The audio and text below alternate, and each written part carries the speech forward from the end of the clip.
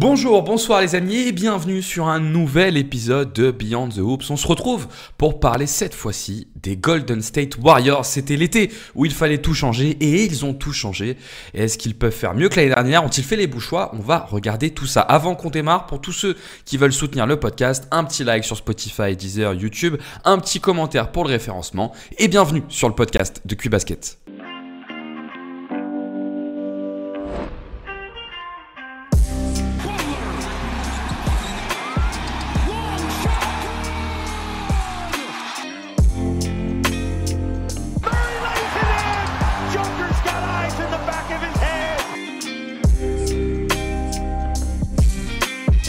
Mitchell has his head up, takes the Levert feed. Oh my!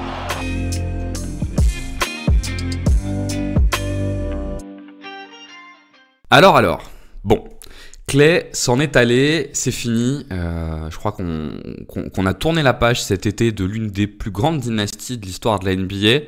Il faudrait peut-être compter Kevin Durant dedans, mais volontairement je le fais pas parce que c'est surtout ce trio qui nous a animés pendant longtemps. Clay est parti de Golden State après une saison qui était pas si mauvaise pour les Warriors et on se dirige vers un nouvel avenir étant donné que beaucoup de nouveaux joueurs sont arrivés dans ce roster et on voulait vous en parler un peu et vous proposer d'échanger sur ce sujet-là parce que finalement on se demande si les Warriors sont pas l'une des équipes les plus intrigantes de la saison à venir. Je vais pas aller dans le détail tout de suite parce qu'on va le faire pendant, je sais pas encore, l'heure et demie, les 2 heures à suivre, on verra bien. Mais en tout cas, on voulait vous en parler et pour en parler, on est avec Ben. Salut Ben. Salut Ben et salut à tous ceux qui écoutent en cette belle journée d'automne ce beau podcast. Est-ce qu'on est déjà en automne, Ben? C'est en septembre que ça commence l'automne, ouais. Ouais, t'as raison. Bah oui, donc on est en octobre, donc on est en automne. Ouais. On est un peu décalqué, mais on est en automne. On est bel et bien en automne. Bon, t'es content de parler des Warriors? Clairement, ouais. En fait, c'est une équipe que j'avais pas tant suivie l'année passée, parce que c'est vrai que la saison est tellement chargée, il y a tellement de choses à faire et à regarder que t'es obligé de faire un peu des impasses. Et donc, je les ai un peu suivis ces dernières semaines. Enfin, je me suis replongé dedans parce que j'avais notamment un autre podcast avec Guillaume où on parlait de Draymond Green. Et donc je me suis replongé dedans il y a quelques semaines. C'est vrai que j'ai trouvé ça bien plus intéressant que ce que je pensais au premier abord. Ouais, moi, c'est une des équipes que j'ai suivies de près l'année dernière parce que on en parlait un peu avant et puis de toute façon, on va revenir dans le détail, mais ils ont eu 4-5 saisons dans une saison, quoi. Et c'est une des équipes qui a été amenée à le plus expérimenter durant l'année des choses pour essayer de trouver la bonne formule, qui parfois l'a trouvée, parfois était plus en difficulté. Ça a fini pas si mal d'ailleurs, le bilan est pas si mauvais, 46-36, c'est plutôt un bon bilan à la conférence Est. Je sais même pas combien t'es à la conférence Est avec ce bilan-là. Mais en tout cas, c'était le 15e bilan de la NBA. Donc c'était pas si mal, malheureusement. Ça n'a pas été si concluant que ça, ils n'ont pas pu aller plus loin. En plus, il y a eu beaucoup de mouvements cet été. Toi je sais que toi, t'aimes beaucoup Steph Curry. Le départ de Clay, est-ce que ça t'a fait quelque chose? Alors moi, je suis plus, on va dire, fan de Curry que de la franchise Warriors en tant que telle. Donc oui, forcément, ça impacte. En fait, c'est surtout, tu te rends compte à quel point tu vieillis, quoi. Quand tu vois des joueurs iconiques comme ça que tu as quasiment connus à leur début. Alors, sans rentrer dans le détail, ouais, moi j'ai dû commencer à suivre la NBA en 2012-2013, donc c'était les tout débuts, les premiers balbutiements des Splash Brothers avec Mark Jackson au coaching.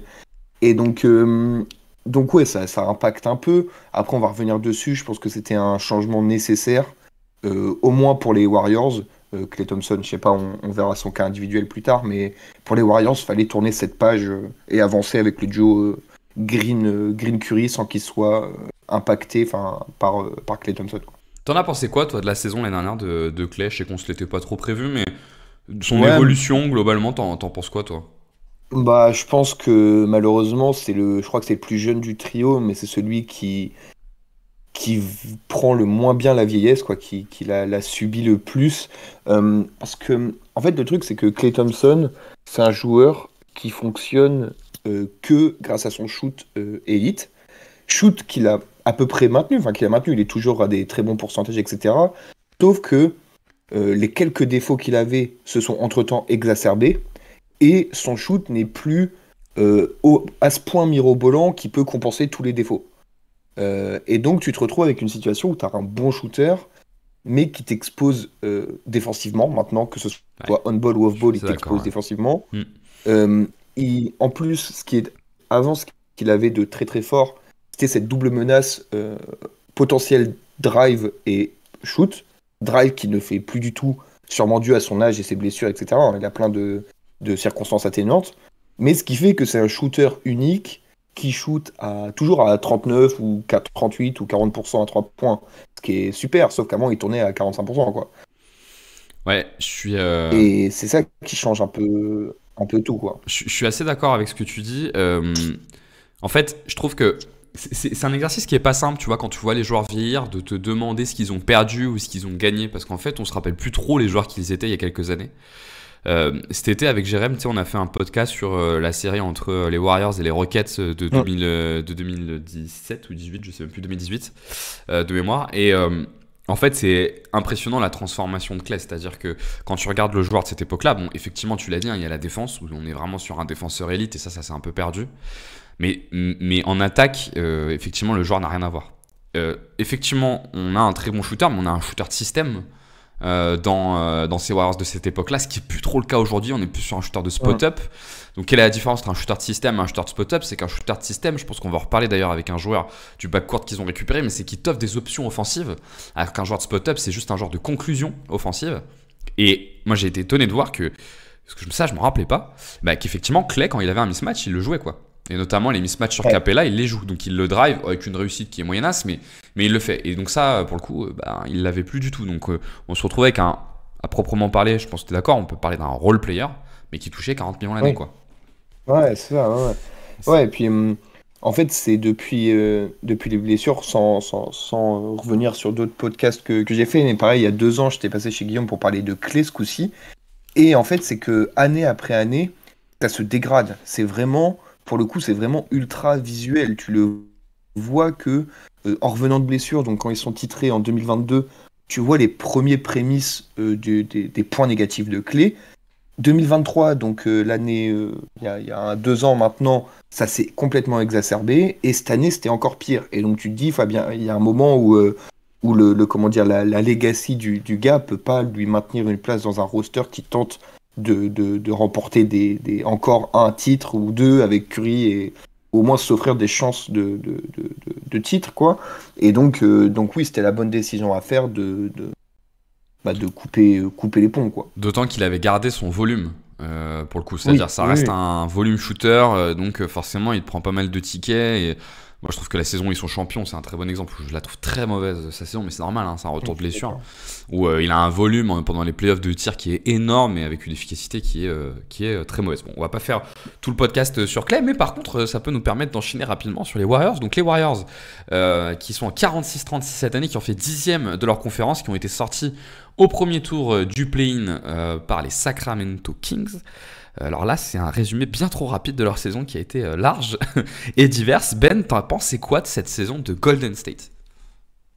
Alors en fait, pour moi, c'est une année un peu. Au début, je m'étais noté chaotique, mais c'est plus, excusez-moi du terme, un peu bordélique.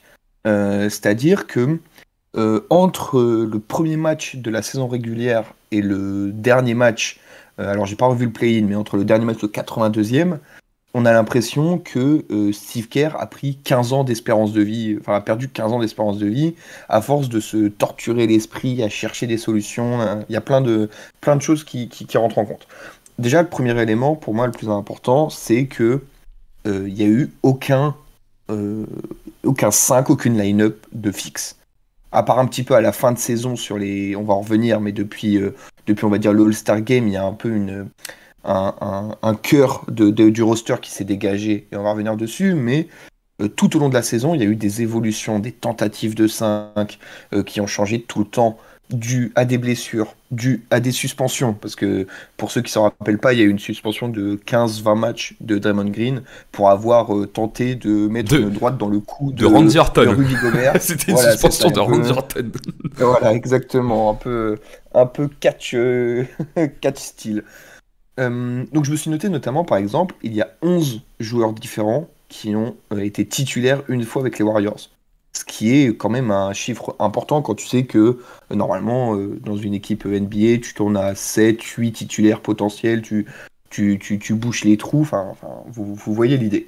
Et en fait, le début de saison a été marqué notamment par une surutilisation des vieux, je vais dire ça comme ça. Tu jouais beaucoup avec Chris Paul, tu jouais beaucoup avec Clay, tu jouais beaucoup avec une raquette Draymond Green, Kevin Looney, et les 2-3 autres joueurs qui jouaient beaucoup étaient des joueurs de banc. Donc là, Kuminga, il avait un rôle un peu différent. Le rookie Podziemski, il n'était pas encore intégré. Moses Moody, il venait, il repartait du roster. Donc il n'y avait pas trop de fil conducteur. Et donc cette première partie de saison, est plutôt très très mauvaise. Surtout défensivement. En fait, ils n'arrivent plus, les gars sont trop vieux, tu peux pas jouer avec Stephen Curry, Clay et Chris Paul, ça marche plus. Kevin Looney, c'était un bon pivot en 2017, mais maintenant il est trop limité. Et en plus de ça, il contraint Draymond Green à faire des choses là où il n'est pas le meilleur. Enfin, c'était un peu bordélique. Et au milieu de saison, il y a eu un changement, sur lequel on va revenir plus en détail, où il y a eu un bouleversement du 5 majeur, et la greffe a beaucoup mieux pris. Ce qui a donné cette fin de saison plus positive et ses choix cet été. Je pense que sur leur première partie de saison, t'as raison, hein, les 11 titulaires, c'est vraiment un indicateur d'instabilité. D'autant qu'effectivement, il y a une partie qui est liée aux blessures, mais tu le dis très bien, il y a une énorme partie qui est liée à de la recherche, en fait, pour essayer de trouver la bonne formule. Et cette équipe, elle a eu un changement structurel important en début d'année. C'est le départ de Jordan Poole, qui avait quand même c'était le 6e, même en minutage, on ne devait pas être loin du top 4 en minutage, je pense. Bon, on va dire que c'était le 6e homme de cette équipe. Et l'arrivée d'un joueur avec un gros statut, en l'occurrence Chris Paul, donc forcément un bouleversement un peu de la rotation. Ça, c'est la partie un peu pour excuser le fait qu'il ait eu autant à chercher en début d'année.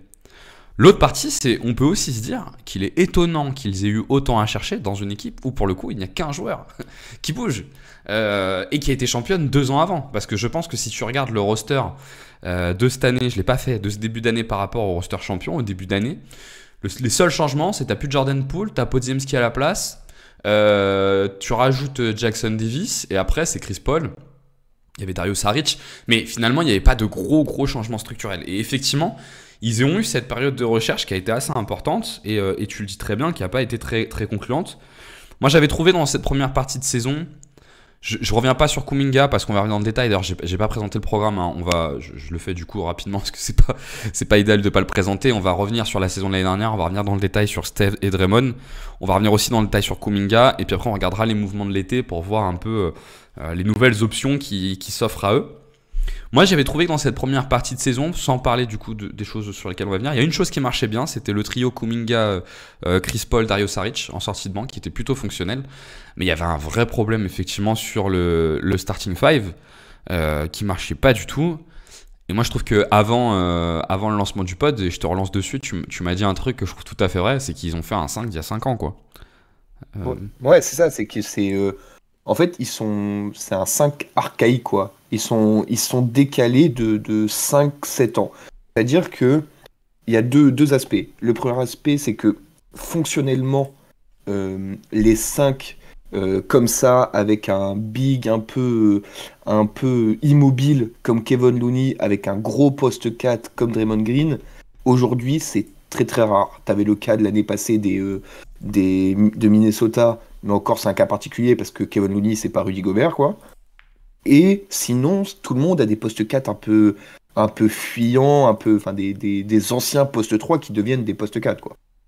Là, les Warriors, ils jouaient avec Draymond Green et Kevin Looney. Bon, Draymond Green a eu une bonne saison à 3 points, on va peut-être revenir dessus après, mais c'est pas quand même les deux options les plus fiables pour faire du spacing. Et donc ça, c'est sur le côté, le personnel en lui-même, les profils. Et à côté de ça, ces profils-là ont 50 trop dans la vue pour faire ça, quoi. C'était que t'as pas les bons profils et les mecs sont trop vieux. Donc ça allait pas fonctionner, quoi. Ouais, et puis je trouve que tu vois, tu peux jouer, alors tu peux de moins en moins, mais tu peux jouer avec 2 intérieurs non-shooters. Draymond est un shooter, mais pas un intérieur qui va jouer au large. Il joue quand même plutôt dans des zones qui sont sous la ligne à 3 points. Mais auquel cas, il faut un très bon joueur de short roll. Draymond est un des meilleurs joueurs de short roll, donc ça c'est validé. Mais pour le coup, Kevon Looney est très faible en fait sur decision making sur le roll. Et si jamais tu n'es pas sur le roll, il faut que le mec qui est dessous soit très fort à la finition, soit explosif, soit des très bonnes mains pour compenser le manque offensif que tu peux avoir. C'était typiquement ce qu'on a beaucoup vu cette saison avec Minnesota, avec Karl Anthony Towns et Rudy Gobert. Le problème, c'est que Kevon Looney, d'ailleurs, petite question, Ben, je te fais un quiz en plein milieu. Il a quel âge, Kevon Looney? Alors ça, c'est une très bonne question. Je Ouais. pense qu'il est pas si vieux que ça, hein. Moi, je pense que sur Moi, moins je de dirais, gens, il va y avoir beaucoup d'erreurs. Ouais, quel âge? moi, je dirais entre 32, Eh 31, ouais, tu vois, 32. c'est terrible parce que Kevon Looney, on l'imagine tous très vieux. C'est un 96, Kevon Looney. Il a Ah 28 ans. ouais, Et ah et pour ouais. autant, il donne l'impression d'être très vieux parce qu'il a ce problème de mobilité. Il est pas très bon finisseur. C'est un très bon poseur d'écran. Défensivement, ça devient compliqué. Et donc, effectivement, ce bout-là n'était pas très fonctionnel. Et d'ailleurs, tu sais quoi, ça fait la transition vers la suite. Ils l'ont remplacé par un joueur que moi j'aime pas trop, mais qui pour le coup a cette qualité de finition très explosive au cercle. Ça a été Jackson Davis, Ouais. rookie, qui est dans un profil différent, quoi. Ouais, c'est ça. C'est que, en fait, comment dire, juste pour finir sur le 5 de début de saison, là, on parlait offensivement, mais souvent, quand tu mets deux intérieurs, deux plots défensifs comme ça, tu espères avoir une excellente défense derrière. Sauf que le souci, contrairement à Minnesota par exemple, qui a des Edwards, des McDaniels, même un Mike Conley vieillissant sur les lignes arrière, là tu avais la triplette Paul, Curry, Clay. Il n'y en a plus un qui sait naviguer correctement en écran. Il n'y en a plus un qui sait suivre son joueur off-ball. Enfin, ça a plus aucun sens. Et donc, tu avais les défauts offensifs qu'on a évoqués juste précédemment. Et en plus de ça, défensivement, ça se comment dire, compensait pas. Donc c'était vraiment très très mauvais des deux côtés. Et donc oui, en fait, ils ont, à partir du milieu de saison à peu près, Kevon Looney est passé sur le banc et il y a eu une modification complète de la raquette avec un Draymond beaucoup plus poste 5, même si que Jackson Davis, je me rappelle plus Jackson son nom Davis. exact. Jackson Davis, ouais, voilà, j'ai un peu tout mélangé. Trace Jackson Davis, c'est ça, pardon. Euh, un peu, en fait, ils jouaient un peu tous les deux sur certaines séquences post 4, post 5, ça a échangé. Et ensuite, ça s'est vraiment stabilisé avec un Kuminga 4 et Draymond 5, sur lequel on reviendra parce que c'est peut-être l'élément le plus déterminant de la saison passée des Warriors et ce qui engendrera une potentielle bonne saison l'année prochaine. Je regardais là en même temps les minutes de Steph, Clay et Chris Paul sur le terrain en même temps. Alors offensivement, c'était plutôt fonctionnel. On a 123 d'offensive rating. Finalement, le minutage n'est pas non plus énorme. On a 123 d'offensive rating. Mais et le defensive rating était quasiment autour de 118, donc ce qui pour le coup est assez haut. Ouais, Donc ouais. c'est défensivement, on avait des soucis. Et pour le coup, ce qui est assez étonnant sur cette saison, c'est les minutes de Steph et Clay ensemble. Avec Chris Paul qui est pas sur le terrain, on va dire juste les minutes de Steph et Clay ensemble sans Chris Paul sur le terrain, on est à 122 de defensive rating. Donc vraiment, les deux sont devenus ciblables et sont ciblés, même si Steph, il y a des progrès avec le temps, et ça rendait les choses assez compliquées. Ah, on va revenir dessus, mais c'est une des raisons pour lesquelles Clay a fini la saison sur le banc. C'est que c'était plus viable défensivement et que même si Podziemski a des défauts sur lesquels on va revenir, au moins tu te retrouvais pas exposé avec trois mecs que tu pouvais cibler. Surtout quand tu connais la conférence Ouest, tu mets Shai ou Doncic, voilà, c'est le bonheur pour eux, quoi. Ouais, d'autant qu'ils se sont rendus compte à un moment donné qu'ils avaient tout intérêt à donner tous les ballons à Steph aussi pour l'attaque. Bah oui, Et qu'au bien final, sûr. c'était plus rentable, même si ça pose forcément quelques limites. Et donc, changement au fil de la saison, avec l'arrivée de Jackson Davis dans le 5. T'as pensé quoi, toi? T'as un avis, toi, sur Jackson Davis ou pas?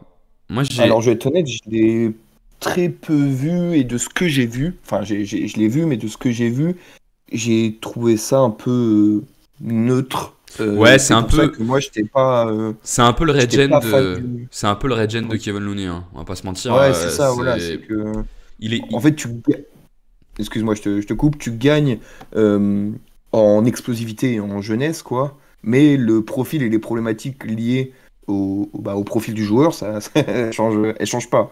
D'où ce qu'on va venir sur le Kuminga Draymond, quoi. Ouais, effectivement, Jackson Davis, il a plutôt une bonne hype, j'ai l'impression, dans la communauté des fans des Warriors, parce qu'il a de la longueur et il a un peu d'explosivité.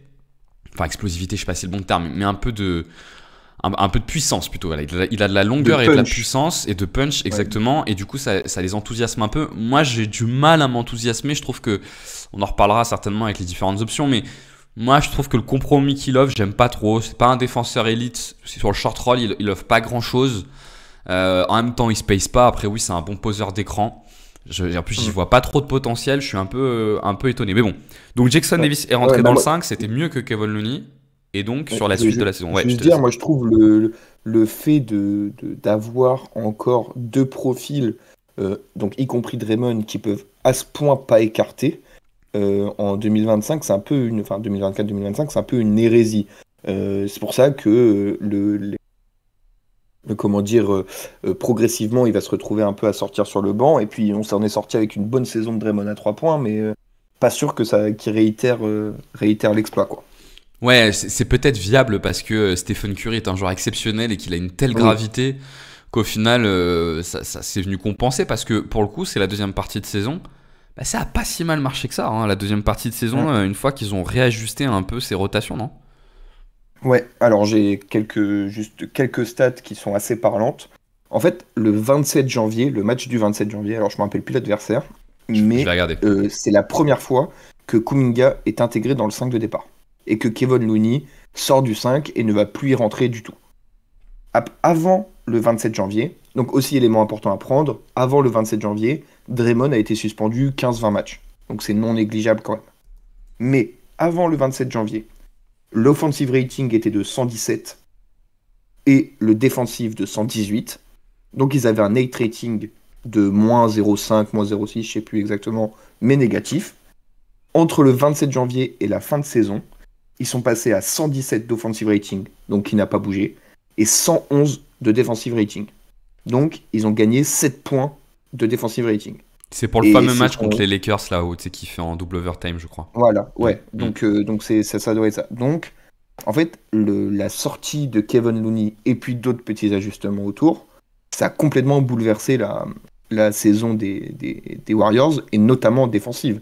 Parce que 118 de defensive rating, t'es dans les plus bas de la ligue.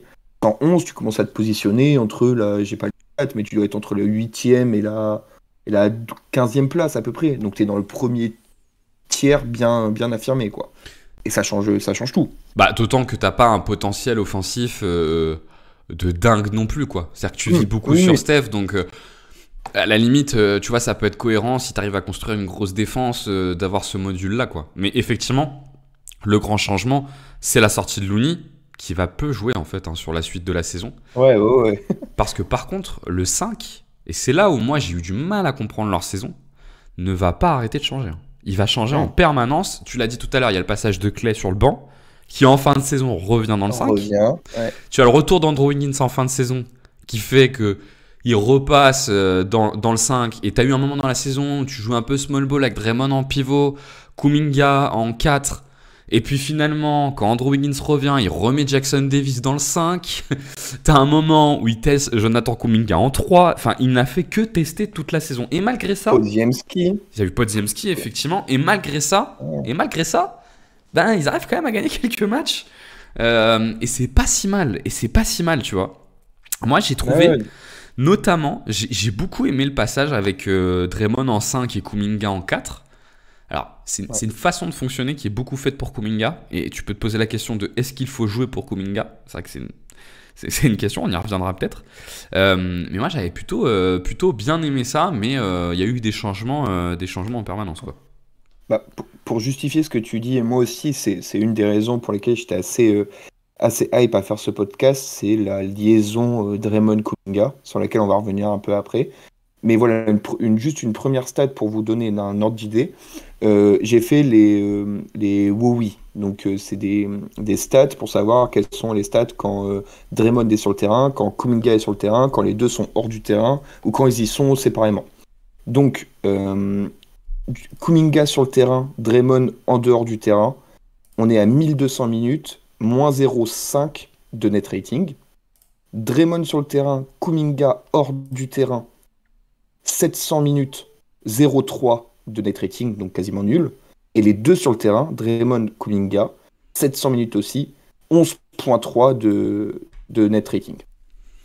Donc on est sur un grand écart, enfin c'est même plus un grand écart, c'est que il y a une équipe quand les deux sont ensemble sur le terrain, et il y a une équipe quand juste un des deux est en dehors du terrain. Et juste pour le détail, le defensive rating avec les deux sur le terrain est de 109,08. C'est excellent, quoi. C'est vraiment excellent. Donc, en fait, ça semble guider pour aller dans ce sens-là et maintenir une raquette avec les deux. En tout cas, s'ils le font pas, là, faut envoyer Kerr à l'autre bout du pays. C'est la seule solution. Je rajoute une petite stat pour compléter, qui est plutôt offensive. Draymond est le 4e joueur qui fait le plus de passes à Kuminga en termes de fréquence, ça représente environ 12% des passes qu'il reçoit. Il est à 60% de réussite au tir sur les passes de Draymond, donc il finit avec un tir. Donc c'est énormissime. Et pour le coup, son deuxième passeur où il a le meilleur pourcentage, c'est Steph Curry, 49%. Donc il a plus de 10% quand c'est Draymond Green. Pourquoi ? Parce qu'en fait, leur connexion, elle est un peu évidente. Ça revient un peu à ce qu'on vous a dit avant, c'est-à-dire Draymond sur le short roll et Kuminga en lecture d'action pour finir après au cercle. Et cette connexion-là, offensivement, pour le coup, elle est très fonctionnelle. Et effectivement, c'était quelque chose qui fonctionnait bien. Mais en fin de saison, ils sont repartis sur autre chose. Puisque Wiggins est revenu, ils ont remis Wiggins en 5 et ils ont remis Jackson Davis dans le 5 aussi. Je pense pour protéger un peu Draymond, qui en poste 5 peut vite avoir des fautes qui montent et peut aussi un peu fatiguer. Donc il faut peut-être regarder au-delà du 5 majeur et du 5 qui démarre le match. Mais il y a un vrai enjeu pour l'année prochaine, en tout cas on en reparlera, mais avoir plus de séquences, est-ce que les séquences clés, c'est sans mauvais jeu de mots, les séquences clés du match tournent autour d'une paire intérieure Kuminga-Draymond qui est clairement, leur plus performante, quoi. Pour le coup. Ouais, c'est pas viable 38 minutes. Enfin, c'est pas viable. Je pense que ça peut potentiellement l'être, mais avec un Draymond poste 5, tu t'exposes à beaucoup trop de fautes de sa part ou trop de choses négatives. Mais il faut que ça devienne récurrent. Il faut pas que ça soit juste 700 minutes sur la saison, quoi. Il faut que ce soit la première paire et celle qui joue le plus ensemble. Et on va revenir après dessus, mais je pense qu'à terme, en plus, là, ils ont un effectif construit pour alimenter les 3 postes autour de eux2 dans la raquette. Donc, ça serait la suite logique des choses. Et si Trayce Jackson-Davis il commence à réintégrer le 5 de départ alors que les deux sont en bonne santé, j'avoue que j'aurais du mal à le comprendre, à part si c'est face à peut-être des profils spécifiques où il veut Draymond poste 4, mais bon, même ça, je pense que tu peux t'adapter en gardant sur le terrain avec Kuminga. Sachant que sur les 11 derniers matchs où ils avaient remis Jackson Davis dans le 5 en pivot, ça a quand même plutôt bien marché. Il y avait 9 victoires pour 2 défaites. Et c'était la 5e meilleure défense de l'NBA sur cette période. Après, c'est une période assez petite. Ce qui nous donne une petite indication, c'est quand même les déclarations qu'on a pu avoir de Draymond et de Steve Kerr durant la pré-saison. Où Steve Kerr a dit, je cite, par le passé, nous voulions vraiment faire jouer Draymond 10 ou 12 minutes par match au poste de pivot. Mais c'était plutôt pendant la première moitié de son parcours, blablabla. J'accélère. En gros, faire jouer 82 matchs Draymond pivot. Il y a beaucoup d'équipes qui jouent avec beaucoup de taille maintenant. J'aime pas l'idée que Draymond soit dans le 5 de départ et qui joue de nombreuses minutes au poste de pivot match après match. Ce à quoi Draymond a dit, je suis vraiment bon à côté d'un pivot. Je suis correct au poste de pivot, mais je pense que je suis vraiment bon à côté d'un pivot et que c'est la meilleure option pour moi. Donc il faut s'attendre à ce que probablement les Warriors ne startent pas small ball, ne startent pas avec Draymond en 5, avec Jackson Davis, mais effectivement un des enjeux c'est la maximisation de ces minutes avec Draymond en 5, ou peut-être que Draymond n'aime pas, on peut comprendre, c'est sûr que devoir défendre sur des 2-15 quand on fait un 98 c'est chiant, mais bon, il se trouve que les Warriors généralement sont plutôt pas trop mal là-dedans. Peut-être qu'on peut d'ailleurs faire cette transition, Ben, parce qu'on a fait un gros point là sur la saison des Warriors. On s'était dit qu'on allait faire un focus sur la saison de Curry et la saison de Draymond. Commençons par Draymond puisqu'on est dessus. Qu'as-tu pensé de la saison de Draymond Green ? Alors en fait la saison de Draymond Green c'est un peu à l'image des Warriors. Il représente ça parfaitement, c'est que depuis que Marc investit son argent avec Nalo, mouvementé. Comme on l'a déjà un peu évoqué, il a eu une grosse suspension de, je crois que c'est 17 ou 18 matchs, qui a été un peu coupé en deux. Il y a eu quelques matchs de suspension. Il est revenu en novembre, je crois. Il est reparti 10 matchs. Enfin, ça a été un peu le bordel à ce niveau-là, parce que, je sais pas, oui, on l'a évoqué, il a pris le coup comment dire, de Rudy Gobert, il a fait un petit étranglement arrière pour le calmer, ce qui, bizarrement, ne calme pas les gens de leur faire un étranglement arrière, mais ça, c'est une autre question. Mais une fois qu'il est revenu sur le terrain, Draymond, il a fait du bon Draymond, quoi. C'est dur comment dire, à dire ça autrement, c'est que défensivement, quand il est au poste 4, moi je l'aime moins au poste 4, enfin je l'aime moins quand il a un pivot à côté de lui, plutôt dans ce sens-là, parce que il est obligé de se concentrer sur le ball handler et laisser le pivot soit en drop, soit un peu en roamer, un peu derrière lui. Il est obligé de surcompenser, notamment quand c'était Kevon Looney. Mais les séquences, notamment avec Kuminga, où Kuminga se sacrifie, entre guillemets, on-ball, et que c'est lui qui a ce rôle de safety, roamer, un peu, vous l'appelez comme vous voulez. En fait, il est excellent parce que c'est là où il peut faire jouer sa dureté physique, c'est là où il peut faire jouer son intelligence de jeu, qui est peut-être l'une des meilleures du basket actuel. Et donc, on se retrouve avec une saison défensive plutôt cohérente, plutôt dans les standards de Draymond Green. Et offensivement, on l'a un peu évoqué, il a eu un sursaut à 3 points qui, en fait, change un peu tout pour lui, quoi. Il est passé de 32 ou 33%, j'ai plus les stats, à 39% à 3 points. Ce qui est vraiment 39% quand tu es à l'intérieur, c'est vraiment très très très bien. C'est sa meilleure saison en carrière.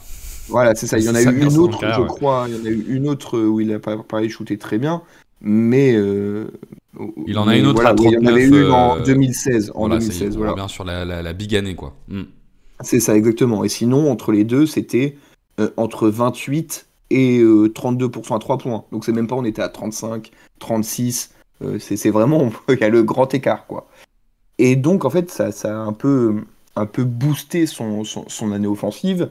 Mais la question qu'il faut se poser, c'est est-ce que ces 39% étaient viables ou c'était un épiphénomène comme en 2016, quoi. Mais sinon, moi, je trouve que c'était une bonne saison à la Draymond, si on accepte comment dire, son passage un peu compliqué en tout début de saison. Puis même, pour finir là-dessus, il a eu du mal à se remettre dedans, je trouve.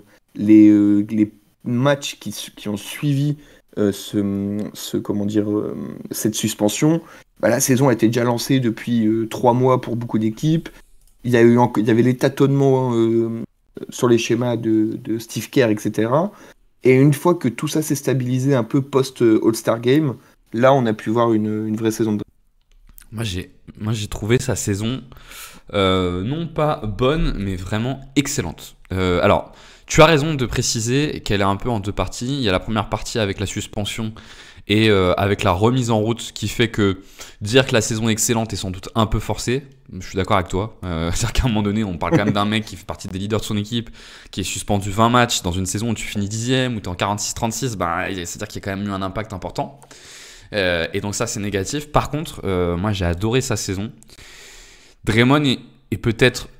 Je sais pas si c'est le cas, mais c'est peut-être pas loin d'être le meilleur safety roamer, enfin pas roamer, mais safety de la ligue. Oui. C'est-à-dire tout ce qui est gestion des aides. Il est exceptionnel, on reviendra sur Kuminga après, mais effectivement, le Kuminga, on lui a demandé de jouer ce rôle de roamer et après on a arrêté, c'était beaucoup mieux après. Et du coup, Draymond s'est retrouvé plus dans un rôle de coordinateur défensif et c'était très positif. Les minutes de Draymond sur le terrain, défensivement, moi je les trouve toujours aussi impressionnantes, quoi. C'est-à-dire qu'il a une telle capacité à influer la défense qui est vraiment, vraiment phénoménale. Et c'est vrai que pour le coup, je trouve que la combinaison avec Jackson Davis, elle fonctionne plutôt pas mal. Tu te retrouves quand même dans une situation où tu as un espèce de combo un rim protecteur pas trop mal. Le jour où on verra Draymond, ça n'arrivera jamais, mais avec un big rim protecteur, je pense qu'on peut avoir un truc complètement délirant, mais bon, on l'aura jamais. Je pense que maintenant c'est trop tard. Mais du coup, ça donne un truc vraiment pas trop mal. Et offensivement, je ne sais pas si l'augmentation de son adresse à 3 points a un impact structurel sur le jeu, parce que je pense qu'il profite aussi du fait tu vois, qu'on le laisse ouvert. Oui, mais physiquement, je l'ai trouvé plutôt bien. Et du coup, dans son playmaking, il continue à être viable. Il y a cette connexion avec Kuminga qui fonctionne plutôt très bien. Je trouve que ça reste un pivot qui rend viable le fait de jouer, un intérieur qui rend viable le fait de jouer avec d'autres pivots. par son passing. C'est aussi parce qu'il y a Draymond que tu peux jouer avec Jackson Davis en 5. Alors Kevin Looney, le truc c'est que là, il était trop à la ramasse pour que ça soit viable, mais Jackson Davis, ça le rendait possible. Et donc, globalement, moi je m'attendais pas à une aussi bonne saison de Draymond Green, quoi. Et je l'ai trouvé bien meilleur que la saison dernière, tu vois. Et juste pour revenir sur la partie offensive, je pense qu'il a beaucoup impacté Draymond, alors pas en hors terrain, mais vraiment sur le terrain, c'est le départ de Poole. Ce qui fait qu'en fait, derrière Curry, si on accepte Chris Paul qui a un profil vraiment particulier, c'était le seul mec viable à créer offensivement, quoi. C'est que avant, il y avait des séquences où il y avait le duo Curry-Poole sur le terrain, et donc là, Draymond était vraiment, je vais pas dire de trop, mais était pas forcément surutilisé. Là, maintenant, c'est Curry et Draymond, et ils sont que tous les deux avec 3 finisseurs autour d'eux, quoi. Et donc, parce que quand Curry jouait, Chris Paul jouait pas, et inversement, enfin, ils ont très peu de minutes en commun, et donc c'était souvent l'un ou l'autre, et Curry était souvent avec Draymond. Et c'est vrai que on a vu du playmaking de grande qualité, on voit qu'il est toujours, il peut toujours le faire et tout, enfin, il n'y a pas de souci à ce niveau-là. Juste, moi, je trouve que, pas offensivement, mais défensivement, il a quand même eu un peu plus de mal sur certains moments, enfin avant de passer poste 5, quand il était poste 4, il avait un peu plus de mal parfois à tenir des jeunes joueurs qui étaient plus vifs, etc. Parce que j'ai vraiment l'impression aussi qu'il s'est un peu alourdi, encore plus qu'avant, ce qui est logique parce qu'il prend de l'âge, il joue de plus en plus au poste 5. Mais donc quand il était poste 4 avec Jackson Davis, il y avait des séquences où parfois il était sur des, on va dire, Tatum profil, des 4 comme ça, et c'était un peu plus compliqué qu'avant. Mais ça rentre dans le fait qu'il soit plus vieux et qu'il change petit à petit un peu de rôle, quoi. Non, c'est sûr, évidemment, t'as complètement raison, on perd un peu en mobilité, et forcément sur ce rôle-là, c'est un peu moins bon. Je pense que ce qu'on peut ajouter en complément, c'est que il avait fait un choix fort l'année dernière. Il avait choisi de décliner sa dernière année qui devait être autour des 30 millions pour signer un contrat sur 4 ans qui a démarré du coup là où il est à 22 millions l'année. Au final, tu vois, moi j'avais un peu peur qu'on ait un Draymond vraiment finissant.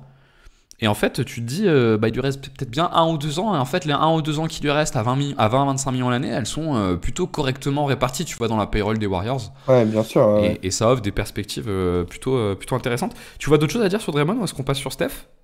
Non, je pense que Draymond, on l'a dit, ça reste même un peu le même profil que les années précédentes.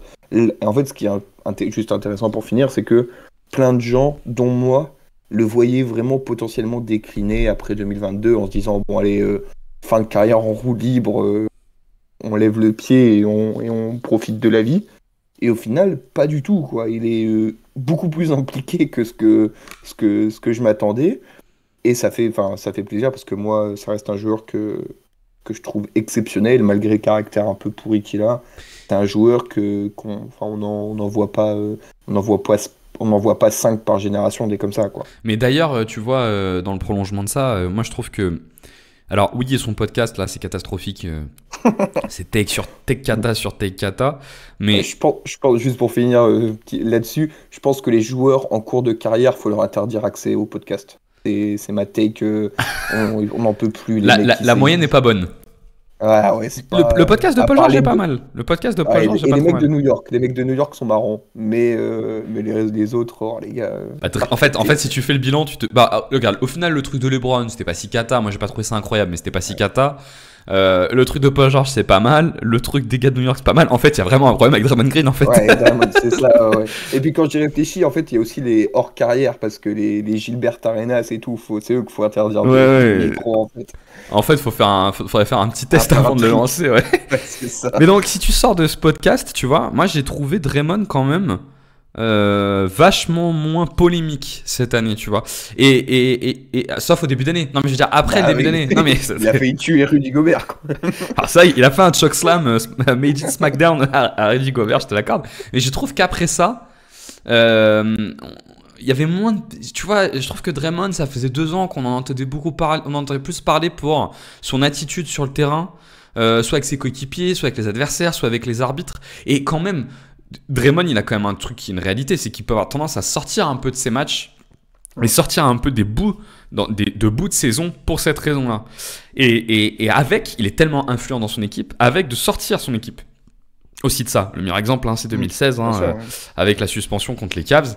Mais c'est quelque chose qu'on a beaucoup vu chez lui. Et je trouve que cette saison, ce qui a été bien, c'est que sorti de ce moment avec Rudy Gobert, qui représente effectivement 20 matchs, plus la reprise, allez, 30 matchs, on va dire, bah finalement, il était plutôt bien là-dessus, tu vois. Ouais. Alors qu'il était non seulement structurellement problématique, mais sur une pente en plus descendante. Je rappelle quand même qu'à l'été dernier, il a mis une patate à son coéquipier et a plus ou moins fait comprendre derrière que c'était à son coéquipier de partir. Donc, tu prends la droite et tu te fais dégager. Voilà. Tu gagnes pas grand-chose de change. Non, mais tu vois, quand même, quand tu construis une équipe, que t'es ton leader qui soit là-dedans, ça crée vraiment des soucis. Tu vois. Et donc, qu'il se soit recadré, je trouve ça bien. J'ai l'impression, alors c'est pareil, c'est de la psychologie de comptoir, mais j'ai l'impression que ça fonctionne pas trop mal avec les jeunes actuels. C'est qu'il y a une sorte d'alchimie qui commence à se créer entre les deux anciens, donc maintenant ils sont plus que deux, Curry et Draymond, et les 3-4, Moody, Kuminga, Podziemski, il y a un peu Wiggins au milieu qui lui, sans rentrer dans le détail, il y a eu quand même aussi des soucis familiaux très très compliqués sur les 2 dernières années. Et donc tu te dis peut-être il y a un élan positif qui peut prendre place pour la saison prochaine. Parce que je suis d'accord avec toi, la dernière moitié de saison de Draymond, ou du moins le post-All-Star Game de Draymond, est très clean. Enfin, il n'y a pas grand-chose à dire, quoi. À part qu'il est très bon. Ouais, non, carrément. On passe à Steph Curry ? Ouais, avec plaisir. Écoute, comme c'est un de tes joueurs préférés, je vais aussi te laisser démarrer sur Steph Curry. Donc, saison de Steph Curry où je crois que tout le monde n'est pas complètement d'accord sur à quoi rassembler sa saison. Qu'est-ce que t'en as pensé, toi ? Alors, moi, j'en ai pensé que c'est l'une de ses moins bonnes saisons individuelles depuis quelques années. On va dire, depuis son arrivée son pic, si on accepte la saison 2019-2020 qui est un peu particulière où c'était le post comment il s'appelle, post KD avec Wiseman, avec le Covid, avec un peu tout et n'importe quoi. Mais en fait le truc c'est que il est un tout petit peu moins bon au shoot et il est un tout petit peu moins bon au drive. En fait il est un tout petit peu moins bon dans les deux domaines, ce qui fait que ça se ressent un peu plus sur son efficacité, qui est le facteur numéro 1 pour lequel tu joues avec Curry, quoi. Enfin, si t'as Curry et qu'il n'est pas efficace, c'est un peu con. Il reste toujours efficace, hein. Enfin, c'est toujours un joueur qui est au-dessus du lot. Il est, en termes de points par match sur Cleaning the Glass, il est 93e centile, mais il est passé de 93e centile à... il était 100e centile sur les saisons précédentes, à 93e centile, quoi. Et en fait, le truc, c'est que il a, depuis quelques années... Je corrige juste, tu parles pas des points par match, mais des points par tir tenté. Oui, pardon, oui, je me suis mélangé. En fait, le truc, c'est que ça fait 3 saisons, pardon, enfin 4 plutôt, où il fait un peu les montagnes russes en termes d'efficacité. Donc par exemple, je vais reprendre ça, mais par exemple sur les tirs à la réussite au cercle, il a fait 64% en 2021, 61% en 2022, il est remonté à 73% en 2023, il est redescendu à 64% en 2024. Pareil au niveau du shoot, il était à 43%, il est redescendu à 38%, remonté à 44%. En fait, je pense que c'est juste pour vous illustrer que ça commence à devenir un peu plus fluctuant qu'avant avec l'âge, en fait. C'est qu'il est moins fiable, forcément, notamment au drive, parce que il peut plus y aller autant. Les drives, il doit plus les choisir, et en même temps, pendant une partie de la saison, il a joué avec Looney, Draymond dans la raquette, donc c'est quand même plutôt toujours bouché. Tu te retrouves pas avec des schémas comme à Boston où tout est tellement écarté que tu peux drive plus facilement. Et cette accumulation fait que la saison a été un peu moins bonne. Mais en fait, ce qui reste exceptionnel avec Stephen Curry, c'est que peu importe ce qui se passe, il aura toujours cette aura et cette pression gravité. sur lui, cette gravité, voilà, merci, c'est le terme que je cherchais, cette gravité qui fait que même à 38 ans, dans 3 ans, ça sera toujours la même chose. En fait, tu peux pas te permettre de le laisser, même s'il shoot un petit peu moins bien, quoi. Moi, je pense que moi, globalement, j'ai trouvé sa saison moins bonne que ce qu'on veut nous faire croire, déjà. C'est le premier élément. On en avait parlé, tu sais, quand on était sur les trophées de mi-saison, ou par exemple, pour Ok. moi, sur le débat, tu vois, est-ce qu'il fallait mettre Curry ou Jalen Brunson sur les trophées de mi-saison. En plus, là, j'alimente j'alimente ton cœur. Mais pour moi, il n'y avait pas de doute, tu vois. Là, je préférais, enfin, il n'y avait pas de doute, j'exagère. Je préférais la saison de Jalen Brunson, tu vois, dans un rôle un peu similaire en plus. Je trouve que par rapport à ses standards, on est sur une saison qui est plutôt en dessous de ses standards.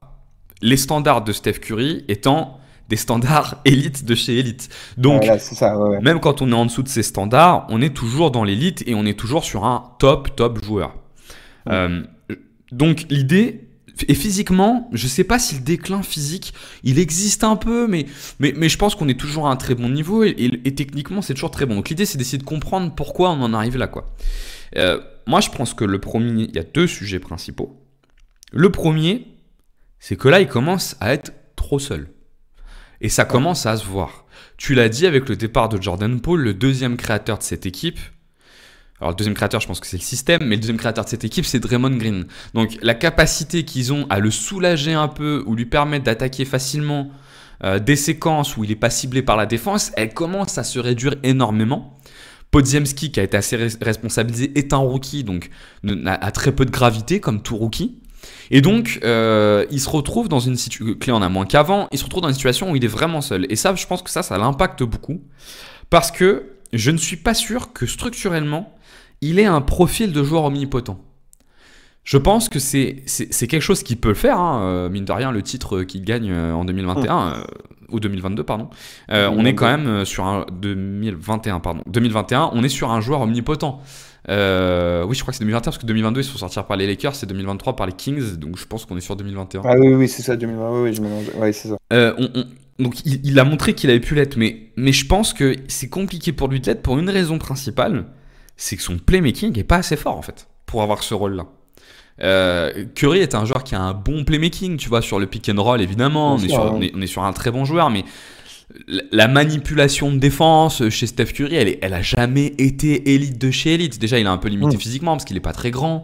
C'est un joueur et donc forcément les skips passent par-dessus la tête. Bah, quand t'es doublé, c'est forcément plus dur. Donc c'est pour ça qu'il a autant besoin de Draymond. C'est un joueur qui est vachement plus concentré par son tir, par la création de tirs difficiles, et il compense son manque de créativité par une gravité qui est extraordinaire. Mais du coup, je pense que il a ce problème, il a ce truc structurel un peu de playmaking qui fait que s'il est la seule option, donc une option omnipotente, je suis pas sûr que ça soit possible vraiment de marcher, sauf à avoir une défense, et on l'a dit d'ailleurs, hein, une défense élite de chez élite, et auquel cas, oui, le niveau minimum qui te permet d'avoir sera forcément assez haut pour compenser, tu vois. Mais donc, je pense qu'il paye un peu ça. Et le deuxième, tu l'as dit un peu en conclusion, mais pour moi, il est fondamental dans cette problématique. C'est qu'une des qualités de Steph Curry, c'est la pression qu'il te met au cercle. Il te met la pression de loin, mais il te met de la pression au cercle énormément, parce que là, pour le coup, sa finition au cercle, elle est de top niveau. Et pour le coup, là, il souffre du manque de spacing.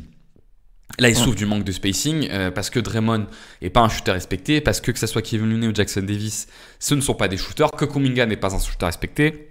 C'est pareil pour Moody, c'est pareil. Alors, c'est pas pareil pour Clay, mais Clay est déclinant. Et donc, dans cette équipe qui est construite, tu l'as dit, un peu comme une équipe d'il y a 4-5 ans, par moment, on peut avoir cette impression-là. La principale conséquence, c'est l'accès au cercle. Et Steph Curry, là, pour le coup, ça, il le paye, ouais. Ouais, juste pour argumenter ce que tu dis, les stats que je vous ai donné tout à l'heure, c'était sur sa réussite, donc qui restait toujours à peu près bonne, même si elle était déclinante. Là, c'est le nombre, la fréquence qui va au cercle. Par exemple, les années 2017-2018, enfin 2016-2017, pardon, enfin 2015-2016 et 2016-2017, il était à 28% de ses shoots au cercle et 27%. Cette année, il est à 14%. Donc en fait, il a divisé par 2 sa fréquence au cercle. Et c'est ce qu'on dit, ça change tout, quoi. Et oui, je pense que, voilà, comme tu le dis, tu vois, c'est un mix de déclinant physiquement, ça c'est sûr, hein, les joueurs quand ils atteignent les 34, 35, 36 ans, ils vont moins en cercle. Mais effectivement, le spacing, parce que pour le coup, tu reprends les années 2015-2016, alors oui, c'était plutôt Kevin Durant qui se tapait les minutes sans spacing, là, avec les Livingston, les Iguodala, les Looney et tout. Curry, il était souvent dans les minutes très space, avec beaucoup de spacing, et là, pour le coup, il avait de l'accès au cercle. Le death line-up... c'est dur de plus spacer que ça, quoi. Exactement, ouais, exactement. Et donc on a cet élément-là. Est-ce que tu penses qu'on a des premiers signes de déclin, toi, de Steph Curry? Je pense que oui, je pense que ce qu'on vient d'évoquer, ça montre un certain déclin. Mais c'est ce qu'on disait un peu avant de lancer le podcast. C'est que même Draymond, je pense que c'est deux mecs qui se retireront avant d'avoir totalement décliné. Un peu à la comme LeBron. Les mecs partiront avant qu'on puisse se dire bon, ce sont des poids sur le terrain, quoi.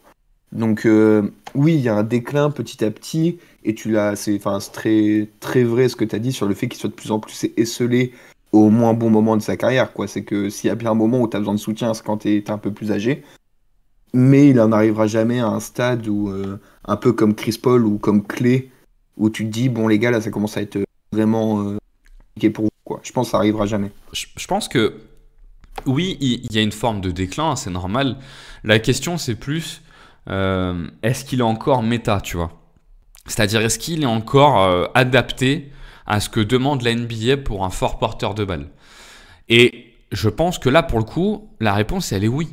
Il est encore totalement méta. Tu vois, pour moi, si tu prends les trois, là, tu vois, qu'on a beaucoup mis en avant pendant les Jeux Olympiques, LeBron James, Kevin Durant, Stephen Curry. Je pense que tous les trois, leur niveau individuel, il reste très très haut. Est-ce que ce sont encore les meilleurs joueurs du monde? En tout cas, les JO ont montré qu'ils font partie des meilleurs Américains du monde, oui. sans trop de doute. Mais je Non, pense mais c'est des top 10, 15 sans hésiter de la ligue, voire plus haut, les trois. Ouais, je pense même voir plus haut. Je pense que quand arrivent les playoffs, tu te rends compte que en fait, c'est peut-être même voir plus haut, en fait. Ouais, bah, en fait, il y avait KD que je mets un peu plus bas que c'est là où j'allais deux autres, c'est pour ça que j'ai dit top 15. Ouais, non, mais c'est là que j'allais en venir. Je pense que la grande différence, en fait, la grande question qu'il y a pour ces joueurs qui ont une longévité incroyable, un bagage technique incroyable, c'est plus est-ce qu'ils restent méta ou pas? Et je pense que c'est peut-être la différence qu'il y a entre les trois, quoi. C'est que Steph Curry et LeBron restent des joueurs méta, pour le coup. Alors Steph Curry, c'est la gravité à 3 points pour augmenter le spacing. LeBron, c'est le drive, la contre-attaque et le passing. Et Kevin Durant, pour le coup, lui, l'est moins. Et ce qui est intéressant sur ces joueurs-là, c'est qu'effectivement, ils ont conservé ce truc méta. Et donc, pour moi, on est plus sur comment tu arrives encore à les entourer pendant ces quelques années où ils sont méta pour ce qui est demandé de faire, plutôt que est-ce qu'ils sont aussi forts qu'avant? Non, ils sont pas aussi forts qu'avant. Mais oui, ce qu'ils apportent, je pense, peut te permettre de monter très très haut. Reste-t-il qu'il faut bien les entourer. Est-ce que tu as d'autres choses à dire sur notre cher Steph Curry? Profitez quand même, hein. Dernièrement, ça n'a rien à voir avec de l'analyse, mais profitez quand même des dernières années de Steph Curry parce que ça va pas durer indéfiniment. Ouais. Non, pense qu'on a bien fait le tour et que ouais, comme on l'a dit, ça restera un joueur élite, même si, sans surprise, ses plus belles années sont passées, quoi. On voulait vous faire un autre gros focus. On en a déjà parlé, mais là, l'idée, c'est vraiment de passer à la partie focus sur Jonathan Kuminga. Pourquoi ? Parce que déjà, c'est sa dernière année. Il va y avoir un vrai choix à faire à la fin sa dernière année de contrat. Il va avoir un vrai choix à faire à la fin de la saison. Tout porte à croire à ce qu'il demande un gros contrat. Est-ce qu'on lui donne ou pas ? Et forcément, c'est dur à dire maintenant. On verra bien à la fin d'année ce que ça a donné. Mais l'idée, c'était de se dire qu'on peut peut-être faire un tour d'horizon de ce qu'est Jonathan Kuminga pour voir ce qu'il peut apporter dans cet effectif. Premier élément d'ailleurs d'information, on a vu durant la pré-saison, il a l'air d'être parti pour être le titulaire au poste 3. Ce qui pour moi est une connerie monumentale. Mais bon, il a un peu bouché par la présence de Draymond qui veut pas trop jouer 5. Jackson Davis apporte cette encre défensive. On verra ce que ça va donner. Bon, je vous propose qu'on aille un peu point par point sur lui. Sa saison dernière, globalement, on va regarder un peu son évolution des dernières années. Kuminga, c'est un joueur qui arrive en NBA pas prêt. On va le dire, hein, c'était un joueur de D-League Ignite. Le but, c'était de le polir. On avait vu le potentiel physique et athlétique. Et donc, moi, je peux parfois trouver sur Jonathan Kuminga qu'il y a un jugement un peu hâtif et qu'on oublie un peu cet élément-là, qui est que Kuminga est un très jeune joueur, en fait, et qui demande à être poli. Il a que 22 ans, il va entamer sa 4e saison NBA, et en fait, je sais pas ce que t'en penses, mais sa progression dans le temps, elle est plutôt intéressante. Ça se traduit déjà au tir, où son point par tir tenté est en progression constante. Moi, je trouve que ça se traduit aussi par ses lectures de jeu, qui sont de mieux en mieux, qui partaient de bas, mais qui sont de mieux en mieux, qui sont encore un peu lacunaires, mais qui sont maintenant acceptables pour pouvoir mettre en avant ses qualités physiques. Et donc, on commence doucement à aller vers un joueur qui est un joueur, un minima majeur des Warriors. Si on revient sur la saison dernière, pour moi, je vais pas faire un long monologue, mais premier gros changement, et ça c'est un changement structurel dans sa carrière, c'est son changement de rôle défensif. Il est passé Steve Kerr a voulu en faire un roamer pendant longtemps. Pourquoi ? Parce qu'il a des qualités athlétiques exceptionnelles, des qualités de longueur exceptionnelles, qu'en plus Steve Kerr n'a pas trop ce profil dans son effectif, et donc il a voulu s'en servir comme ça. Problème, le rôle de roamer doit cumuler des qualités athlétiques d'exception et des qualités de lecture d'exception. Et pour le coup, ces qualités de lecture défensive sont plutôt en dessous de la moyenne, je pense. Et la principale conséquence, moi ce qui me rendait fou avec lui, c'est qu'il était tout le temps en train d'hésiter. Tout le temps en train d'hésiter, et donc l'hésitation, c'est jamais bon. Ce qui faisait qu'il avait tout le temps un temps de retard, et c'était pas fonctionnel. Vers le milieu de la saison, on a eu un changement de son rôle, et c'est devenu un défenseur du point of attack. Et là, pour le coup, ça correspond plus au moment de la saison, comme tu le décrivais, où ça allait mieux défensivement, parce qu'on s'est rendu compte que sur le point d'attaque, il est pas mauvais en fait, Kuminga, parce qu'il est très mobile, il est très long, il est quand même puissant. Il arrive à tenir parfois des meneurs, mais de 2 à 4 sans trop de soucis. Et dans un rôle qui est plus simple intellectuellement sur l'homme, en fait, il est plutôt très intéressant. Et donc, ça l'a passé d'un statut où il est difficilement jouable. C'est-à-dire qu'il y a eu un long moment où tu mettais Kuminga sur le terrain, tu étais un peu en mode ouais, mais en fait, Kuminga, le spacing, c'est pas top. Offensivement, il y a des brides, mais c'est pas non plus extraordinaire. Et défensivement, c'est la galère. Donc, est-ce que je le fais jouer ? Réponse, non. Un truc où tu dis, mais au pire, de toute façon, il va nous apporter en défense. Donc, ce qui nous apporte en attaque, c'est presque du bonus. Et on va voir après que c'est plus que du bonus. Mais c'est presque du bonus. Je sais pas si toi, tu as eu le même sentiment sur sa défense. Si, complètement. Je suis complètement d'accord avec ce que tu dis. Ça va peut-être être un peu répétitif avec ce que j'ai dit pendant la présentation, mais c'est là où le duo avec Draymond est exceptionnel. C'est que tu as le premier, un peu, excusez-moi de la présentation, mais un peu l'idiot physique très fort qui peut te tenir des mecs on-ball, et derrière tu as le cerveau qui place tout le monde, et quand il y a besoin de faire le pompier de service, peut roamer et faire le safety. Et c'est là où la complémentarité est excellente entre les deux joueurs, parce que là, tu as une vraie raquette actuelle. Enfin, il n'y a pas plus actuel défensivement qu'une raquette Kuminga-Green, quoi. Et c'est là où moi j'adore son profil, et je trouve qu'en plus de ça, c'est un élément un peu annexe, mais de souvenir, c'est quelqu'un d'assez, avec les mains très très actives, ce qui fait que sa longueur, il peut l'utiliser pour contrer, il arrive à faire des interceptions, et c'est un point sur lequel on reviendra un petit peu en détail, je me suis noté, et puis proposer de la transition, quoi.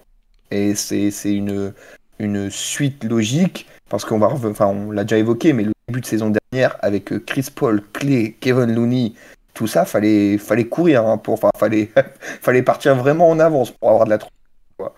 Et là, au moins, tu as des profils, on va revenir dessus avec l'arrivée de Buddy Hield, Podziemski qui vieillit, etc. Tu peux peut-être avoir une équipe plus actuelle, tout simplement, juste plus actuelle. Alors, effectivement, donc sur cette partie défensive, en plus, ça peut alimenter de la transition. C'est bien, ça fait justement la transition vers la lecture sur l'attaque de Kuminga. L'attaque de Kuminga, on va la prendre peut-être un peu secteur par secteur. Effectivement, son premier atout, c'est sa vitesse et son jeu en transition. Pour vous donner un peu des points de repère, on est à 1,28 points par tir tenté en transition, qui représente 20-21% de sa fréquence de tir. Pour vous donner un ordre d'idée, alors sans la création, mais juste sur la finition, on est à peu près dans les standards de LeBron James. C'est-à-dire de LeBron James de cette année. C'est-à-dire un joueur qui a entre 20 et 22% de volume de transition et qui score. Alors LeBron est à 1,27 points par tir tenté en transition, Kuminga 1,28. Donc on est dans ces eaux-là. La différence, c'est que LeBron James, il y a la création, qu'on compte pas dedans et qui fait tout le sel de LeBron James. On peut aussi se dire, j'avais regardé, on est proche de Bruce Brown, qui est un très bon joueur de transition pour le coup, donc on est à peu près dans ces eaux-là. Donc le premier atout de Kuminga, effectivement, c'est son jeu de transition qui s'appuie sur quand même de la vitesse, hein. C'est quand même une petite bombe, sûr, hein. Il va quand même très vite, de la longueur et pour le coup et de l'athlétisme et une bonne finition au cercle. Et là-dessus, ça le rend plutôt très bon. Là où c'est plus difficile, c'est sur l'attaque demi-terrain, où moi je trouve il n'y a pas tout acheté. Moi je trouve qu'il n'y a pas tout acheté, mais il est dépendant des line-up. Le premier élément, c'est que son shoot, il n'est pas calé. Et son dribble est moyenasse. Donc, problème du shoot pas calé, il est autour de 32-33%, je crois, cette saison à 3 points. Notamment, j'avais regardé en catch and shoot, je crois qu'on est à 32% en catch and shoot et 30% en pull-up, mais le volume de pull-up il est tout petit. Donc c'est 32%. Son shoot n'est pas complètement calé, ce qui fait que je pense que Steve Kerr a envie de le mettre en poste 3. Mais en réalité, tu peux pas trop jouer en poste 3 et tu es un peu obligé de le jouer dans un spacing un peu optimum avec Draymond. Parce que là, pour le coup, sur la lecture des cuts et de la connexion post-connexion Curry-Draymond, et ben là, moi, je le trouve plutôt très bien, quoi. Et sur de la semi-transition, je le trouve très bien. Je sais pas ce que tu en penses, mais j'ai l'impression qu'il y a un monde où tu peux mettre Kuminga dans un système optimisé en attaque, en fait. Ouais, je suis d'accord. Alors, j'ai pas trouvé les stats, mais je pense que ça peut être un excellent joueur de cut. Enfin, en fait, il a le profil qui correspond à ce qu'on attend d'un joueur qui fait beaucoup de cuts dans le dos de la défense.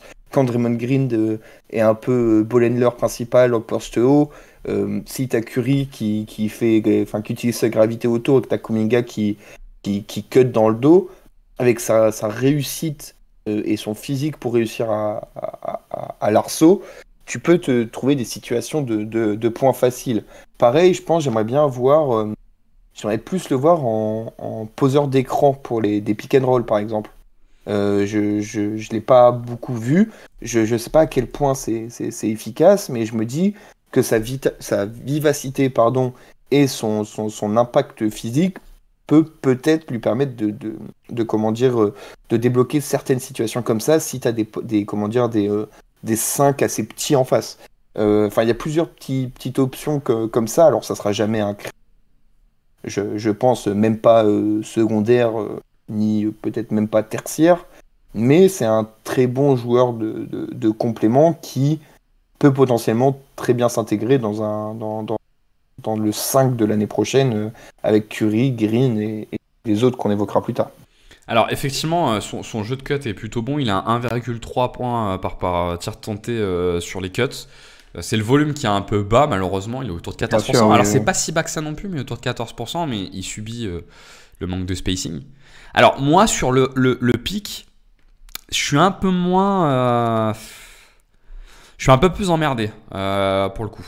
Parce que je trouve que, on l'a vu sur quelques séquences comme ça, il a des problèmes de lecture en fait. Le problème c'est qu'aujourd'hui, quand tu joues contre Steph Curry, si tu joues un pick, tu vas aller le chercher très haut. Donc en fait, il faut savoir jouer le short roll. Et sur le short roll, je le trouve en difficulté parce que sa lecture est pas vraiment très bonne. Il a du mal un peu à se repérer. Aujourd'hui en NBA, en fait, il y a très peu de cas où tu fais un short roll et l'accès au cercle est ouvert en fait. Quand tu fais un short roll, c'est pour ça qu'on les donne à Draymond. C'est parce que Draymond, il est très très bon sur le decision making. Mais cette difficulté-là rend peu viable, je trouve, le fait qu'il joue poste 4, malheureusement, notamment dans des situations avec Jackson Davis, tu vois. Les situations qui vont arriver. Parce que il offre pas cette alternance et c'est un vrai axe de progrès. On le répète, hein, c'est un joueur qui a 22 ans. Donc forcément il y a un potentiel à faire progresser et c'est là-dessus où il arrivera à aller gagner des minutes. Il n'est qu'à 26 minutes par match alors qu'il a un coffre énorme. C'est aussi parce que malheureusement sa compatibilité sans Draymond avec les autres pivots des Warriors, elle est un peu faible pour cette raison-là, quoi. Pour le coup. Non, je suis tout à fait d'accord. Il est très bien à Golden State, mais t'en as parlé, sa situation contractuelle est un peu... pose des questions. Mais par exemple, tu vois, je pense que c'est un gars qui peut exploser, par exemple, s'il joue à Indiana, dans l'idée. dans l'idée, ce serait l'un des joueurs parfaits si tu veux faire un recrutement à Indiana.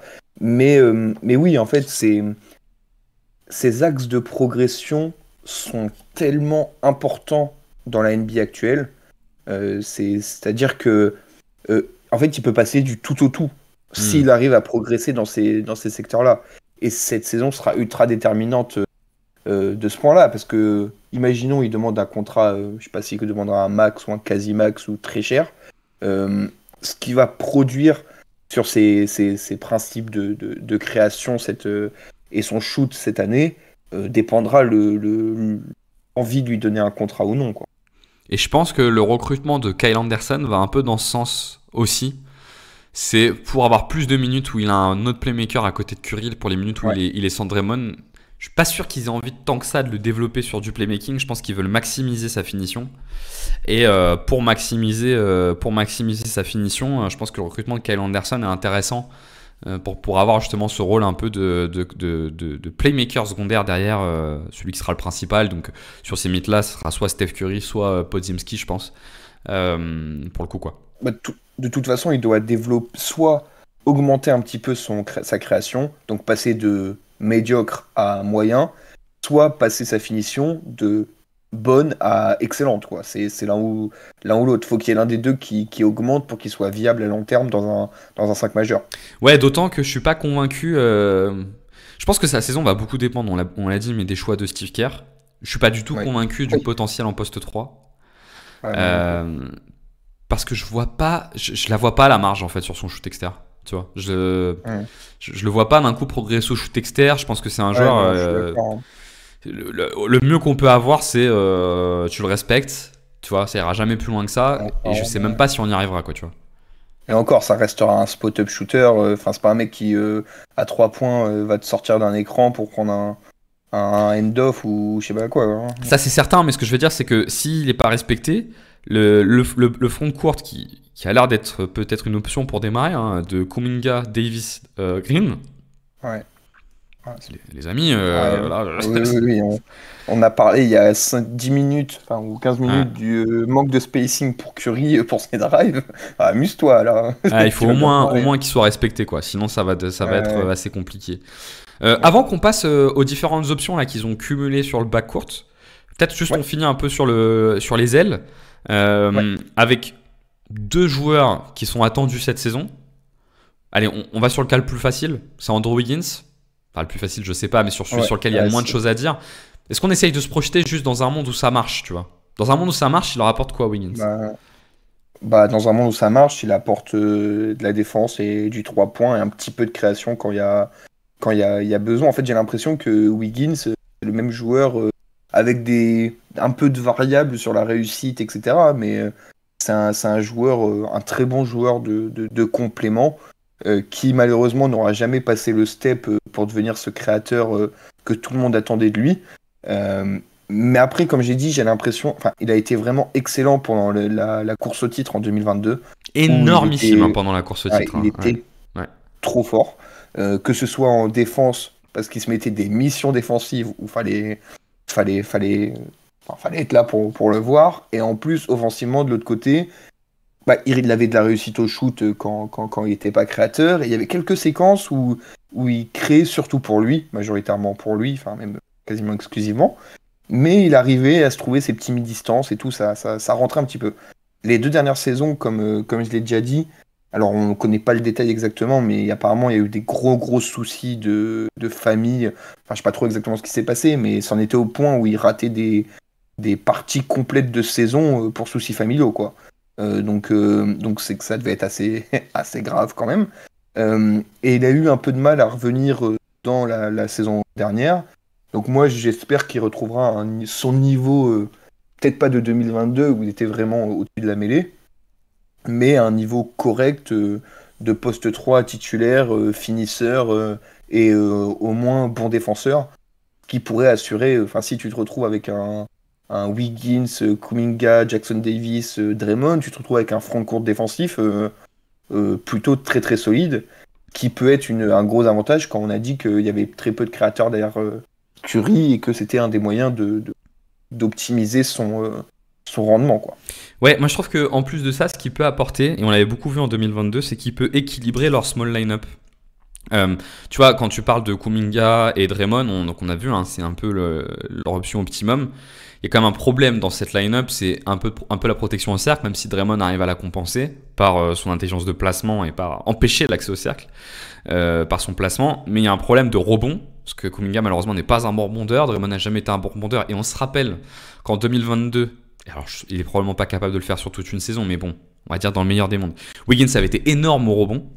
Et il a apporté de la physicalité, quoi, tu vois. Ouais. Un peu de rim protection aussi, du rebond dur, du rebond offensif. Et donc, c'est cet élément-là qui, pour moi, avait transfusé Andrew Wiggins dans une autre sphère, tu vois. C'était cette dimension-là. Donc, dans un monde idéal, il arrive à apporter ça. Est-ce qu'il est capable de l'apporter sur toute une saison? Je sais pas.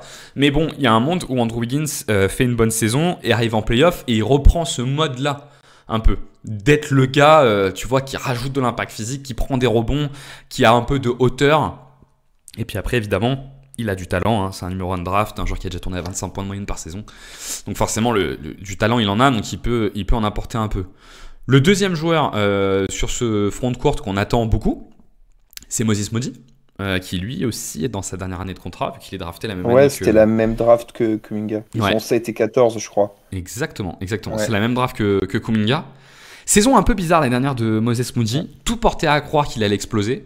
Très très bon PSA, progression constante sur les 2 premières saisons. Et puis finalement, ça l'a pas fait. La question qu'on peut se poser, c'est un peu, est-ce que c'est partie remise pour cette saison? On a vu qu'il était très à l'aise sur la pré-saison, qui veut souvent pas dire grand-chose. On est sur un profil avec Moody de pur finisseur. Hein. Pour le coup, défensivement, c'est pas un mauvais joueur, mais c'est un gars qui a besoin de stabiliser son tir à 3 points, qui est à 32%, notamment, non, qui est un peu au-dessus de 32%, je crois, mais dans le corner, il est à 32%, ce qui est très bas pour le coup. Et c'est son gros problème, alors que c'est un genre de bout de chaîne. Parce que je pense que s'il arrive à débloquer son tir extérieur, ça va lui ouvrir des accès au cercle, parce que son premier dribble n'est pas mauvais et qu'en fait, il est bon au cercle. On est à 70% de réussite au cercle, ce qui est vraiment bien. Le vrai problème, c'est que comme il n'est pas assez respecté, il n'a pas l'accès, il n'a pas de drive, ça lui donne pas de drive, il n'a pas ce truc, tu sais, t'es en bout de chaîne, tu poses un dribble et tu peux finir au cercle. Et je pense que s'il débloque ça, pour le coup, ça peut être un joueur vraiment intéressant. Je sais pas si toi, tu as un avis sur Moses Moody. Alors, je vais être très honnête, c'est un joueur que j'ai encore un peu de mal à juger, à évoluer, parce que ça rentre dans ce qu'on dit depuis le début. C'est que en fait, on parlait du 5 majeur qui a beaucoup évolué, mais si le 5 majeur a évolué, les joueurs qui sont sur le banc, les rotations, ça change toujours. C'est assez aléatoire, et l'un des joueurs qui subit le plus, c'est Moses Moody. J'avoue que j'ai pas trop d'avis là-dessus. J'attends d'en voir plus, donc je vais me contenter, et les auditeurs se contenteront de ta courte présentation juste avant, parce que je préfère ne rien dire que dire des conneries. Je pense qu'il est dans, tu vois, il est un peu dans la veine des recrutements en fait des Warriors, qui se font un peu toujours de la même façon, tu vois. C'est-à-dire les rookies qui sont pris sont toujours des monstres athlétiques, très longs, mais rarement très malins. Tu vois, l'exemple de ça, c'était James Wiseman, qui a complètement foiré d'ailleurs. Mais si tu prends Kuminga, c'est ce profil-là. Moses Moody, c'est ce profil-là. Jackson Davis, c'est ce profil-là. Podziemski, c'est un peu différent. Mais ils vont toujours sur ces profils-là, tu vois. Et le problème de ces gars-là, c'est que la maturation est longue. Et tu sais jamais si elle viendra d'ailleurs complètement. Hein, mais la maturation est longue. Et c'est pour ça que je me dis, peut-être que cette saison, ça peut être la bonne. Il y a peut-être un moment donné où Moody va devenir un vrai joueur de rotation solide. J'ai encore l'impression que c'est un peu tôt. On va revenir sur Podziemski aussi, mais j'ai encore l'impression que c'est un peu tôt. Mais il y a ce monde-là et où ça peut, pour le coup, leur apporter quelque chose d'intéressant, quoi. Il y en a un dernier, mais je ne sais pas s'il y a grand-chose à dire. C'est Kyle Anderson, on l'a dit rapidement. Je pense que l'idée, c'est d'avoir un profil de Draymond Bis. Hein. Enfin, allons-y clairement. Oui. Oui, c'est ça, c'est qu'il manque, enfin, on l'a déjà dit, il manquait de création l'année passée. T'enlèves Chris Paul, qui, malgré tous les défauts qu'il a à son âge, restait un créateur et playmaker au moins, au minimum, très bon. L'avantage qu'il te donne, Chris Paul, c'est que tu le mets sur le terrain, tu te prends pas la tête, tu joues des pick and roll. Voilà, c'est ça, et t'as exactement. un minimum, quoi. Ouais. Voilà, donc tu l'enlèves lui, t'enlèves Dario Saric, qui même s'il n'est pas le plus... Enfin, c'est pas le premier auquel on pense, c'est quand même un créateur, au moins pour lui, un peu autour de lui, il peut le faire à minima. Et donc, en fait, tu te retrouvais avec, là, Steph, Draymond, et tu peut-être un petit peu Podziemski en fonction de comment il évolue. Et donc, il te fallait forcément au moins un autre mec pour assurer la relève sur le banc, parce que sinon, tu te retrouvais qu'avec des mecs pas très très intelligents qui courent tout droit, ça aurait été un peu compliqué. Je trouve que Kyle Anderson se moule parfaitement dans ce banc qui sera très jeune et il aura un peu un rôle de leader, quoi. Et donc moi ça me convient bien, c'est un profil que tout le monde connaît, c'est comment ça joue, comment qu'il apporte, ce qui manque, enfin ce qu'il ne t'apporte pas plutôt. Enfin voilà, moi j'ai pas grand chose à dire, je pense que c'est un recrutement cohérent pour un banc. Encore un joueur qui va offrir beaucoup de spacing aux Warriors. Ouais. mais pour le et coup, de vivacité en transition. Et vivacité en transition. Pour le coup, je pense que vraiment la logique, c'est de se dire, il y a 30 minutes de Draymond par match, il y a 20 matchs où Draymond n'est pas là, il est tellement important dans notre système qu'on prend, on prend un peu une copie qui fait tout comme Draymond, mais en moins bien, quoi. Mais tout ce que fait Draymond, Kyle est dans le même profil et peut l'apporter. Je te propose qu'on passe à notre dernier gros sujet, qui était notre sujet du backcourt.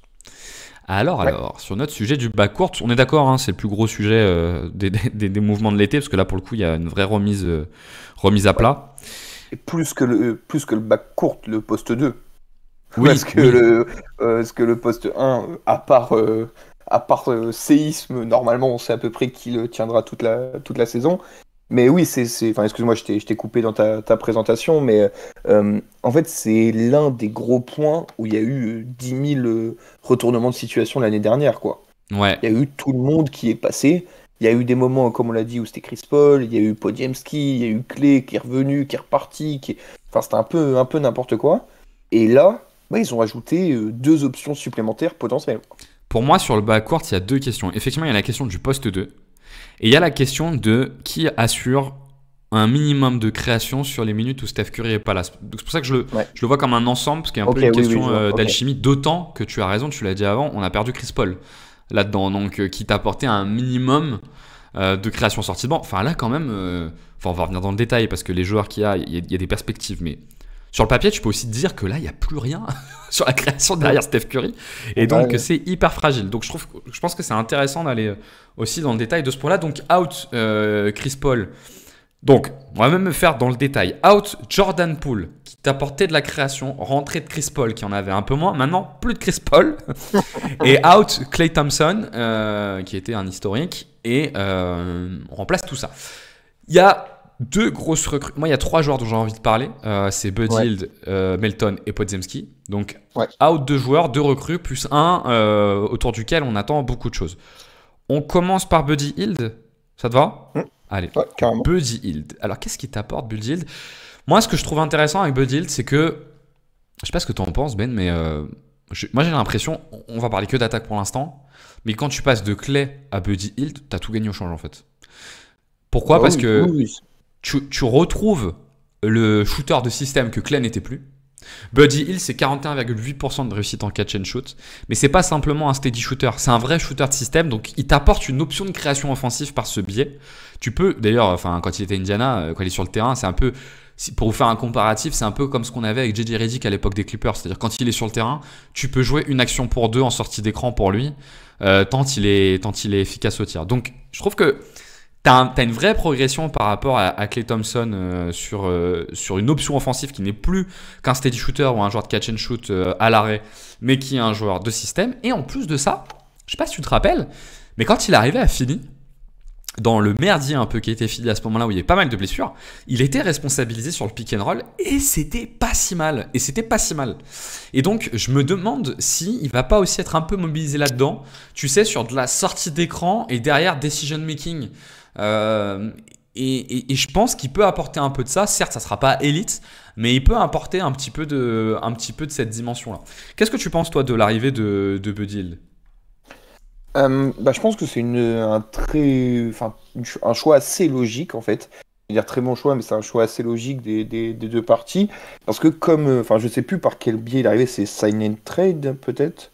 ou trade tout Je crois court, qu'il est sur un ou petit salaire. signature. Je veux pas dire de bêtises, Ah mais je ok. crois qu'il est. Ouais, Je ouais, crois j'avoue qu'on est que sur un petit salaire. j'ai pas, enfin j'avoue que j'ai pas fait attention sur par quel moyen il est arrivé aux Je Warriors, regarde en même temps. mais en fait ce qui est très intéressant, c'est que on a parlé notamment avec la raquette de l'absence potentielle de spacing. Euh, et en fait, le départ de Klay, toute problématique qu'il a amené, c'est qu'il fallait remplacer. Il fallait maintenir un certain niveau de shooter obligatoire autour de Steph Curry. Donc, J'ai la ouais. signature. Elle est incroyable en fait la signature. C'est pas un truc où il y a 500 trades, sign and trade ou je sais plus quoi Non, là. non, c'est une signature en fait, ça me paraît tellement hallucinant que je vérifie quand même à 21 millions l'année à 21 millions pour 4 ans, donc 5 millions l'année pendant 4 ans. Ah oui, ok. Bah c'est cadeau. Ah ouais, offert. Il est très très généreux. Si t'as raison, c'est un sign and trade. Et t'as raison, c'est un sign and trade. Ouais, voilà, c'est ça. Ça part de celui de Klay à Dallas et après. Et ils ont récupéré il y a 500 Melton 000 et trucs, Buddy. quoi. Ouais. Ouais. Mais bref, c'est juste du détail. Mais oui, donc en fait, il fallait maintenir un certain niveau de standing au shoot. Et comme tu l'as bien précisé, c'est que c'est pas un spot-up shooter classique. C'est quelqu'un qui t'apporte du mouvement, de la diversité, des options qu'il n'avait plus. Et qui t'apporte du coffre, quoi. C'est que, pareil, on en revient toujours à ça, c'est que, moi, je pense que c'est important que les Warriors, ils appuient sur de la transition, de la rapidité, qui se rajeunissent, en fait. Qui se rajeunissent. Ouais. Et Buddy Hield, même si c'est plus un rookie ou un mec qui a 22 ans, bah, il rentre dans ça. On a déjà vu sur la saison, ça va vite, ça court, ça n'hésite pas à utiliser le cardio plus que ce que faisaient les Chris Paul et autres. Et je pense que c'est quelque chose qui peut beaucoup apporter au comment dire, un peu le jeu de feu follet qu'a toujours Stephen Curry, quoi. C'est que si tu as les deux en même temps sur le terrain, avec par exemple Draymond avec le poste haut, tu as les deux qui courent partout, bon, c'est un peu casse-tête, quoi. Et donc c'est cet aspect-là que j'aime bien. Alors après, j'avoue que ce que tu précisais sur le potentiel de petite création, j'avoue que j'ai pas trop fait attention à ça, mais je te fais confiance et ça serait un plus quoi. Bah, de toute façon, ils vont être un peu obligés d'aller faire les fonds de tiroir hein, sur la création. Oui, tu vois, donc ouais. faut regarder un peu qui a déjà eu des bribes de quelque chose. Et pour le coup, c'est vrai qu'il a eu des bribes de quelque chose, Buddy Hield là-dessus. Bah, c'est vrai que, juste, imaginons que Chris Paul a, je sais pas, on va dire 100 de playmaking à partager, ils vont pas retrouver un autre mec au même niveau qui 100. Ils vont décaler, ils vont donner 40% à l'un, 20% à l'autre, et c'est possible que Buddy Hield se retrouve avec quelques actions par match, pas du tout autant que ce que faisait Chris Paul, mais peut-être 3-4 actions par match où il créera pour lui ou pour autrui. Ouais, ça semble pas déconnant, quoi. Je me suis pas fait la liste, mais tu vois, je me demande s'ils ont pas récupéré le meilleur role-player shooter de toute la ligue, tu vois. Moi j'adore Buddy Hield. Hein. Après, on va en parler, il y a une contrepartie à Buddy Hield qui est importante, mais c'est vraiment un shooter d'exception et c'est un des rares mecs où il est légitime de lui donner des systèmes de sortie d'écran qui sont pas toujours très efficaces, mais pour le coup, lui, ça l'est. Et dans une équipe qui a un spacing qui peut vite être catastrophique, parce que leur spacing peut vite être catastrophique, ouais, c'est ça. Avoir un joueur de sortie d'écran et de système, bah, ça vient rééquilibrer un petit peu tout ça, quoi. Alors, je reprécise, j'avais mal lu le contrat, c'est 21 millions pour 3 ans, il y a une 4e année. Alors, c'est compliqué. C'est 21 millions sur 3 ans, la dernière année, il n'y a que 3 millions de garantie. En gros, c'est un contrat à 9 millions par an. Voilà, je vais faire plus simple. En gros, c'est un contrat à 9 millions par an. Et ouais, clairement, ça va. Clairement, ça va. Par contre, la contrepartie de Buddy Hield, et on l'a vu lors des derniers playoffs d'ailleurs contre Tenix, où il ne jouait pas, c'est qu'il ne peut pas défendre. C'est qu'il défend pas, c'est qu'il est ciblé tout le temps et qu'il défend pas. Ah ouais, pour le coup, ouais, c'est assez catastrophique de point de vue là. En fait, c'en est catastrophique au point où ouais, il est benché, quoi. Alors que c'est un joueur qui, comme on l'a déjà dit, offensivement t'apportera toujours. C'est qu'il n'y a pas de moment dans le match où Buddy Hield est inutile offensivement. Parce que même s'il il touche pas les ballons, enfin, tu peux pas le laisser. C'est pas un mec dans un corner où tu te dis bon bah je mets mon défenseur safety dessus. Non, ça marche pas comme ça avec Buddy Hield. Mais au point pour qu'il ne joue pas. Après, bon, il était peut-être face aux meilleurs meneurs de la ligue, mais ça, c'est mais, mais ouais, faut vraiment être pas bon défensivement, quoi. Parce que même, juste ouais, pour finir, sur les playoffs, on a vu Nick Nurse tenter des dizaines de choses. Pour que Buddy ne rentre pas dans l'équation, c'est que vraiment ça doit être dur. D'autant qu'en plus les Warriors aiment bien, ont historiquement un système où ils aiment bien switcher. Donc c'est sûr que l'avoir lui là-dedans, malheureusement, ça risque d'être un vrai problème. Je pense qu'il sera sur le terrain parce qu'ils ont des telles problématiques de spacing que l'option du shooter en mouvement, en sortie d'écran, elle est trop importante pour eux. Donc il sera titulaire, je pense. Mais effectivement, Buddy Hield, il y a ce gros compromis. Maintenant, après juste, comme ça va peut-être te permettre de faire la transition. Autour, il y a quand même une belle ossature défensive, quoi. C'est ce que j'allais dire. C'est que maintenant, la contrepartie, c'est que je trouve que ça reste quand même une meilleure option que ce qu'était Clay, tu vois. Qui défensivement est moins problématique que Buddy Hield. Après, on l'a vu quand même, il a commencé à se faire cibler quand même, hein, Clay dans la saison à un moment donné. Enfin, c'est une des premières saisons, l'année dernière c'était déjà un peu le cas, mais il y a 2 ans c'était déjà un peu le cas, mais l'année dernière ça commençait à vraiment être le cas où tu le cibles en fait. Mais ça reste mieux que Buddy Hield. Mais par contre, je trouve qu'effectivement, ce que tu gagnes offensivement, en plus dans une structure défensive, tu as raison, 5e meilleure défense des derniers matchs de la saison l'année dernière, dans une structure défensive qui est fonctionnelle, c'est peut-être une bonne option à avoir. Ils ont pris un deuxième joueur qui n'a pas joué. Qui n'a pas joué contre les Knicks pour les raisons opposées alors qu'il était disponible. C'est Anthony Melton. Que dire sur Anthony Melton? Effectivement, il n'a pas joué contre les Knicks parce qu'offensivement, c'était vraiment catastrophique. De toute façon, il sort d'une saison offensive qui était vraiment très compliquée. Après, la question, c'est est-ce qu'elle était liée aux blessures? Il a été très blessé pendant toute la saison. Je crois qu'on est à 38 matchs de mémoire. Ouais, et puis même contre les Knicks, je crois qu'il y a une partie de la série où il était pas dispo, enfin c'était un peu... On savait pas trop, c'était pas très clair. Ouais. Moi je le souviens que c'était pas très clair, est-ce qu'il était blessé ou est-ce qu'on le faisait pas jouer. Anthony Melton, on est sur un top 5, top 10 défenseur du point d'attaque de la ligue. Ah oui, c'était excellent. Alors je sais pas au niveau du classement, je les ai pas en tête, mais... On est dans l'élite de l'élite. C'est un excellent défenseur. Ouais. Qui en plus a 2 qualités, c'est qu'il peut aussi bien jouer point of attack que connecteur off-ball. Tu vois, t'as des mecs, prenons l'exemple de Kuminga qui est infiniment moins fort. Kuminga, si tu le fais switcher, il se retrouve off-ball et il a plus d'impact sur la défense. Anthony Melton, peu importe où il est défensivement, il va avoir un impact parce qu'il est très très fort défensivement. Et il se trouve qu'en plus, à sa belle époque, il apportait du shoot. Ouais. Le problème, c'est que l'année dernière, le shoot n'est pas rentré, il a été extrêmement blessé et il a un physique fragile. Ça reste quand même une option défensive de très haut niveau. 2 défenseurs du point d'attaque pour compléter Kuminga, qui est quand même super intéressante, notamment pour soulager Steph Curry sur des profils tout petits. Qu'est-ce que tu penses toi de l'ajout de Melton? Ouais, c'est un pendant défensif, comme tu l'as dit, de Buddy Hield. Et alors même si c'est pas forcément rentré son shoot et que en fait surtout comment dire, le shoot juste de spot-up, il l'a à peu près. C'est-à-dire que même l'année dernière, il était à 36% à 3 points, ce qui est pas dégueulasse. Enfin, c'est la moyenne à peu près de la NBA. Les années précédentes, il était à 39, 38, des trucs comme ça. Donc en fait, ça reste un bon shooter. C'est juste que pour le coup, on a évoqué les problèmes de création juste avant. Alors, lui, pour le coup, il t'en apporte pas beaucoup, quoi. Donc oui, tu règles un souci défensif et potentiellement, je sais pas si ça arrivera, mais une Steph Curry, DeAnthony Melton, Wiggins, Kuminga, Green, défensivement, il va falloir se la coltiner, quoi. C'est très très solide, mais ça règle pas le principal problème de la création en sortie de banc qu'on a évoqué juste avant. Mais c'est pas pour autant un mauvais shooter, quoi. Un non-shooter comme l'ont été à des moments certains meneurs défensifs qu'on a vus dans les années 2010-2015. Il y en avait plein des mecs comme ça qui pouvaient même pas shooter. Lui, il peut un peu quand même.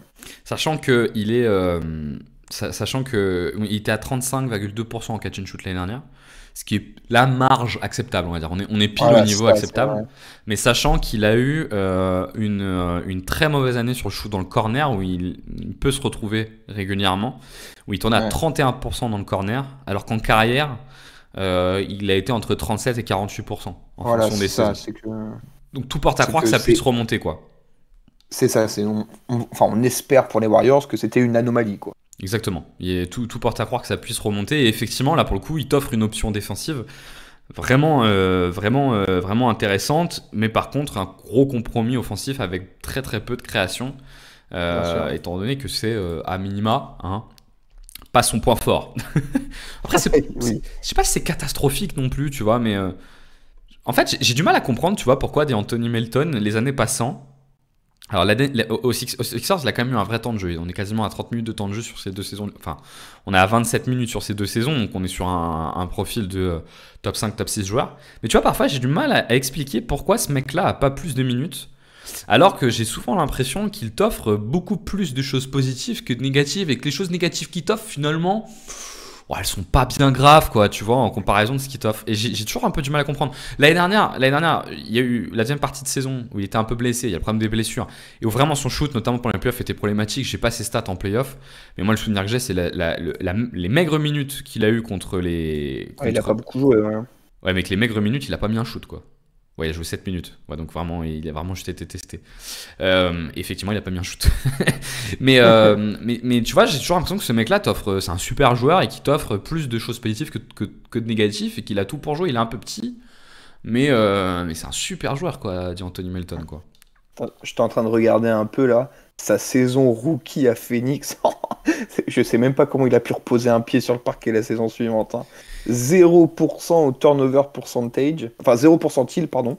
Donc il est 20%, un ballon sur 5 perdus. 19,3% de turnover percentage, et était 8e centile au point par tir. 93,7. Pour rappel, belle perf. Pour rappel, dans les scootings qui sont faits, Bronny James est beaucoup comparé à D'Anthony Melton pour avoir le même type de début de carrière. Pour le coup, j'avais pas regardé, mais vraiment, enfin, tu vois, au final, on est pas loin de ça, quoi. Donc ça, c'est rigolo. D'autres choses à dire sur Melton? On passe à Podziemski, peut-être le plus gros morceau des trois. Ouais, bah non, en fait, c'est juste pour faire la transition. Je pense que ce soit Buddy Hield ou que ce soit D'Anthony Melton, ça va beaucoup dépendre de ce que Podziemski propose en termes surtout de jeu offensif. Et tout va dépendre s'ils vont être beaucoup utilisés, s'ils vont être titularisés, s'ils vont être utilisés sur le banc, etc. de ce bon vieux Brandin Podziemski. Alors, est-ce que notre bon vieux Podziemski, je te pose la question, est prêt pour le rôle qu'on veut lui confier, selon toi? Alors, je crois que c'est ça la vraie question. Hein. La question, c'est pas est-ce qu'il est bon, c'est est-ce qu'il est prêt pour le rôle qu'on veut lui confier. Ouais. Je t'avoue que je sais pas. Je sais pas, parce que je pense que là, on est tous d'accord pour le dire qu'il va être deuxième créateur, enfin peut-être troisième derrière Draymond. Allez, redisons premier créateur en sortie de banc. Je pense que c'est ça le vrai truc. C'est ça, c'est le ball handler principal derrière Curry. En fait, je sais pas. Je t'avoue que c'était un très bon joueur de complément sur cette saison rookie. Alors j'ai trouvé qu'il avait des flashs de création, etc. Et que c'était vraiment, vraiment cool. Après, de là à, je sais pas, à doubler ou tripler sa quantité de ballons à jouer comme les flashs qu'il jouait, j'en ai aucune idée. Je t'avoue, je suis un peu flou, mais je sais pas trop quoi en penser. Je sais pas si toi t'as un avis, qu'est-ce que tu vois? Moi, c'est un joueur que j'aime bien, déjà visuellement. Et je trouve qu'il faut toujours être prudent avec les joueurs qu'on aime bien visuellement, parce qu'on n'est pas à la kermesse, quoi, et qu'entre guillemets on s'en fout qu'il soit bon visuellement. Parce que je pense que c'est un gars qui a vraiment du talent et un potentiel pas inintéressant. Maintenant, quand on regarde dans le détail, son efficacité l'année dernière, elle est quand même très basse. Hein. On est 42e percentile chez les combos, 108,9 de PSA, c'est assez bas. Mais on a clairement des brides de joueurs qui sera autonome à terme. Parce que le dribble est en place et parce que le playmaking est sympa. Aujourd'hui, c'est plus les promesses de flash qui excitent sur Podziemski que ce qu'il produit concrètement. Je crois qu'on est en fait encore assez loin, j'espère, qu'on est encore assez loin du produit fini. Et j'ai l'impression que c'est plus la perspective à 2-3 ans qui doit être enthousiasmante que celle de l'année prochaine qui risque d'être encore un petit peu tôt. Ce qui est excitant avec Podziemski, je crois que c'est un peu ce qui fait fantasmer tout le monde, c'est son efficacité sur le pull-up là. On sait que l'année dernière, alors qu'en sortie d'université, visiblement c'est un joueur qui était considéré comme très adroit à 3 points. L'année dernière, il a été plutôt peu adroit, mais peu adroit en catch and shoot. Parce que sur le pull-up, on a 45,5% de réussite à 3 points sur le pull-up. Le volume n'est pas dingue, mais pas non plus faible. Là, on est à 1 par match. Et c'est l'arme majeure qui donne de la perspective. C'est un joueur qui a visiblement a tout pour être un joueur qui peut pull-up à 3 points.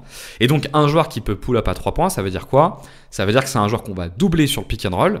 Donc, c'est un joueur qui crée structurellement un 4 contre 5, un 4 contre 3, pardon, exactement, s'il arrive à donner au short roll.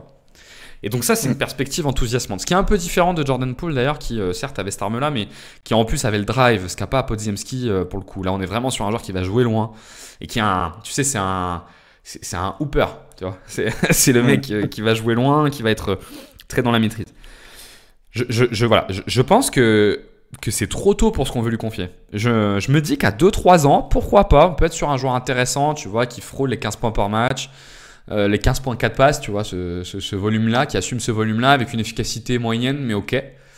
Dès l'année prochaine, j'ai peur que ça soit un poil tôt. Maintenant, s'il arrive à apporter ce qu'on attend de lui, les Warriors, ils commencent à avoir pas mal de matos, quoi. J'ai l'impression, et c'est là où c'est un peu fragile, que leur saison dépend beaucoup de lui.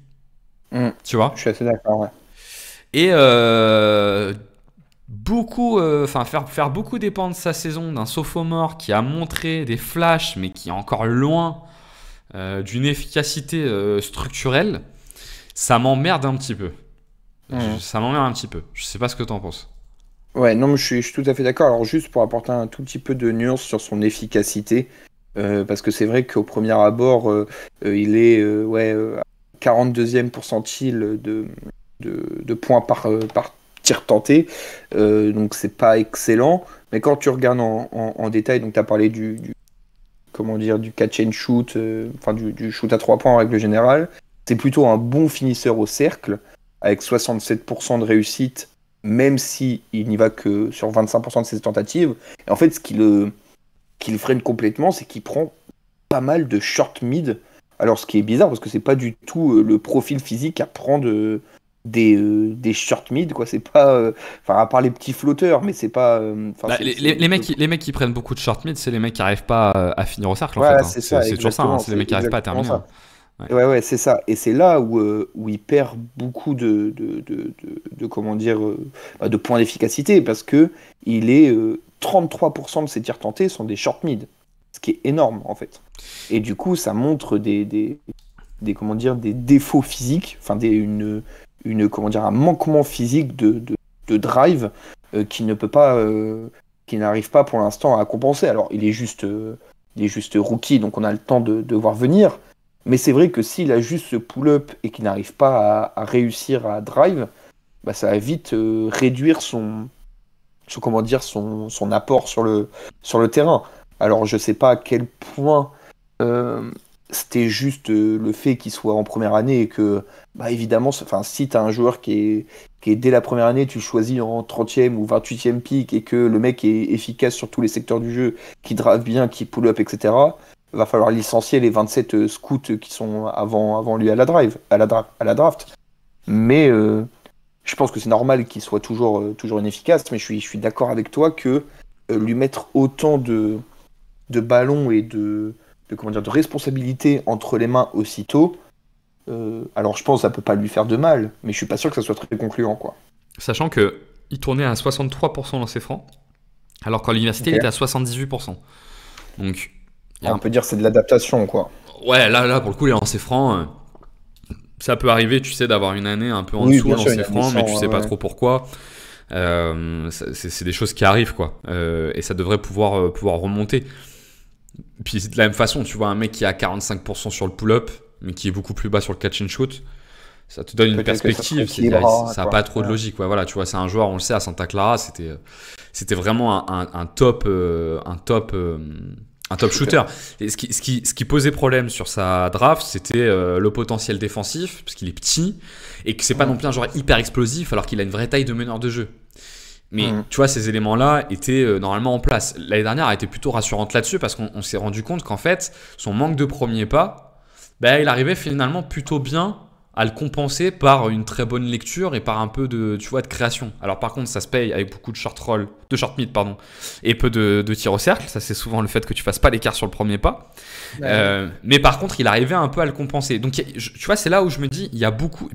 Et puis c'est quand même un mec, un rookie, qui tournait à 10 points, 6,5 rebonds, quasiment 4 passes, quoi. Tu vois, t'avais déjà C'était complet. Eh ben ouais, tu vois, sur une première année, tu as une production qui est déjà finalement pas si inintéressante que ça. C'est pour ça que, tu vois, ça me paraît pas improbable qu'il arrive à faire ce qu'on attend de lui, tu vois. Tu peux prendre l'exemple d'Austin Reeves d'ailleurs, hein, qui a un profil de joueur un peu similaire, qui, à partir du moment où on a augmenté un peu son minutage, a réussi à assumer. Là, pas l'année dernière, mais même l'année dernière, en tout cas sur les 2 dernières années, tu vois, où ça a été concluant. Donc ça me paraît pas impossible. Je pense juste que dès l'année prochaine, ça sera peut-être un peu tôt. Mais qu'on a un bon potentiel à terme de joueurs offensivement intéressants. La défense, j'ai peur qu'elle reste problématique pour lui longtemps. Quand même pas très grand, pas très rapide. C'est jamais très bon d'être pas très grand et pas très rapide en NBA. Tu payes toujours à un moment donné. Mais pourquoi pas. Et effectivement, leur saison va pas mal dépendre de lui, quoi. Ouais. Juste, on a beaucoup parlé de son shoot, de sa réussite, de l'aspect point pour parler offensivement. Je trouve par contre qu'il a d'excellents flashs de création. Ouais. C'est vraiment pour moi, il peut vraiment devenir un créateur de très très haut niveau en NBA. Alors, il n'atteindra jamais les sommets parce que, comme tu l'as déjà dit, tu peux pas avec ce physique-là atteindre des Haliburton ou des mecs comme ça qui ont beaucoup plus d'angles et de variété possible. Mais je le vois bien devenir un de seconde unit. En tout cas, cette année, ça me choquerait pas, ou du moins de installer le jeu comme il l'a fait sur certaines séquences l'année passée. Et c'était plutôt concluant. J'aimerais bien, par exemple, le duo, défensivement, ça va être catastrophique, mais offensivement, un Podziemski et Buddy Hield sur le terrain au même moment, ça me dérangerait pas. Que offensif, parce que défensivement, là, ça va être pour le coup porte ouverte. Mais voilà, c'était des petits duos qui peuvent bien fonctionner avec toute la variété qu'ils ont sur les postes arrière à Golden State. Ouais, d'autant qu'en défense, il y a quand même, je trouve, au off-ball, on voit des choses qui sont pas inintéressantes. Il a des bonnes lectures. De toute façon, comme tous les joueurs intelligents, ils ont des bonnes lectures. C'est vraiment, effectivement, sur l'homme où c'est plus difficile. Et puis, une fois de plus, hein, il est à 45% en pull-up. Hein. Enfin, c'est énormissime en pull-up à 3 points. Puis, plus avec un geste qui est très rapide. Donc, c'est quand même un truc assez enthousiasmant. Il prend beaucoup de rebonds. D'ailleurs, franchement, regardez jouer Podziemski, c'est pareil. Hein. Ça fait partie des joueurs à avoir joué. Il est super cool à avoir joué, tu vois. C'est un joueur, c'est vraiment un beau joueur à jouer. Enfin, j'ai démarré par ça, donc je vais être redondant, mais c'est un super joueur à regarder jouer. Et forcément, c'est quelque chose d'intéressant. Est-ce que tu vois d'autres choses à dire sur ce roster des Warriors ? Alors, je m'étais noté 2-3 trucs pêle-mêle pour terminer.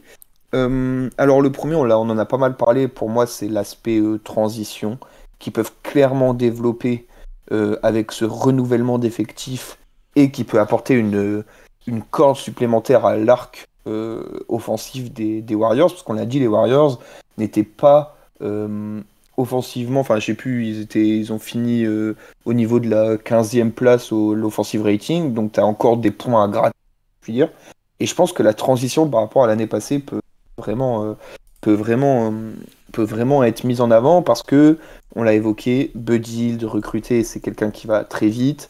Podziemski avec plus de ballons, on enlève Clay, on enlève comment il s'appelle, Chris Paul, on enlève Dario Saric, on enlève Kevon Looney, qui va beaucoup moins jouer.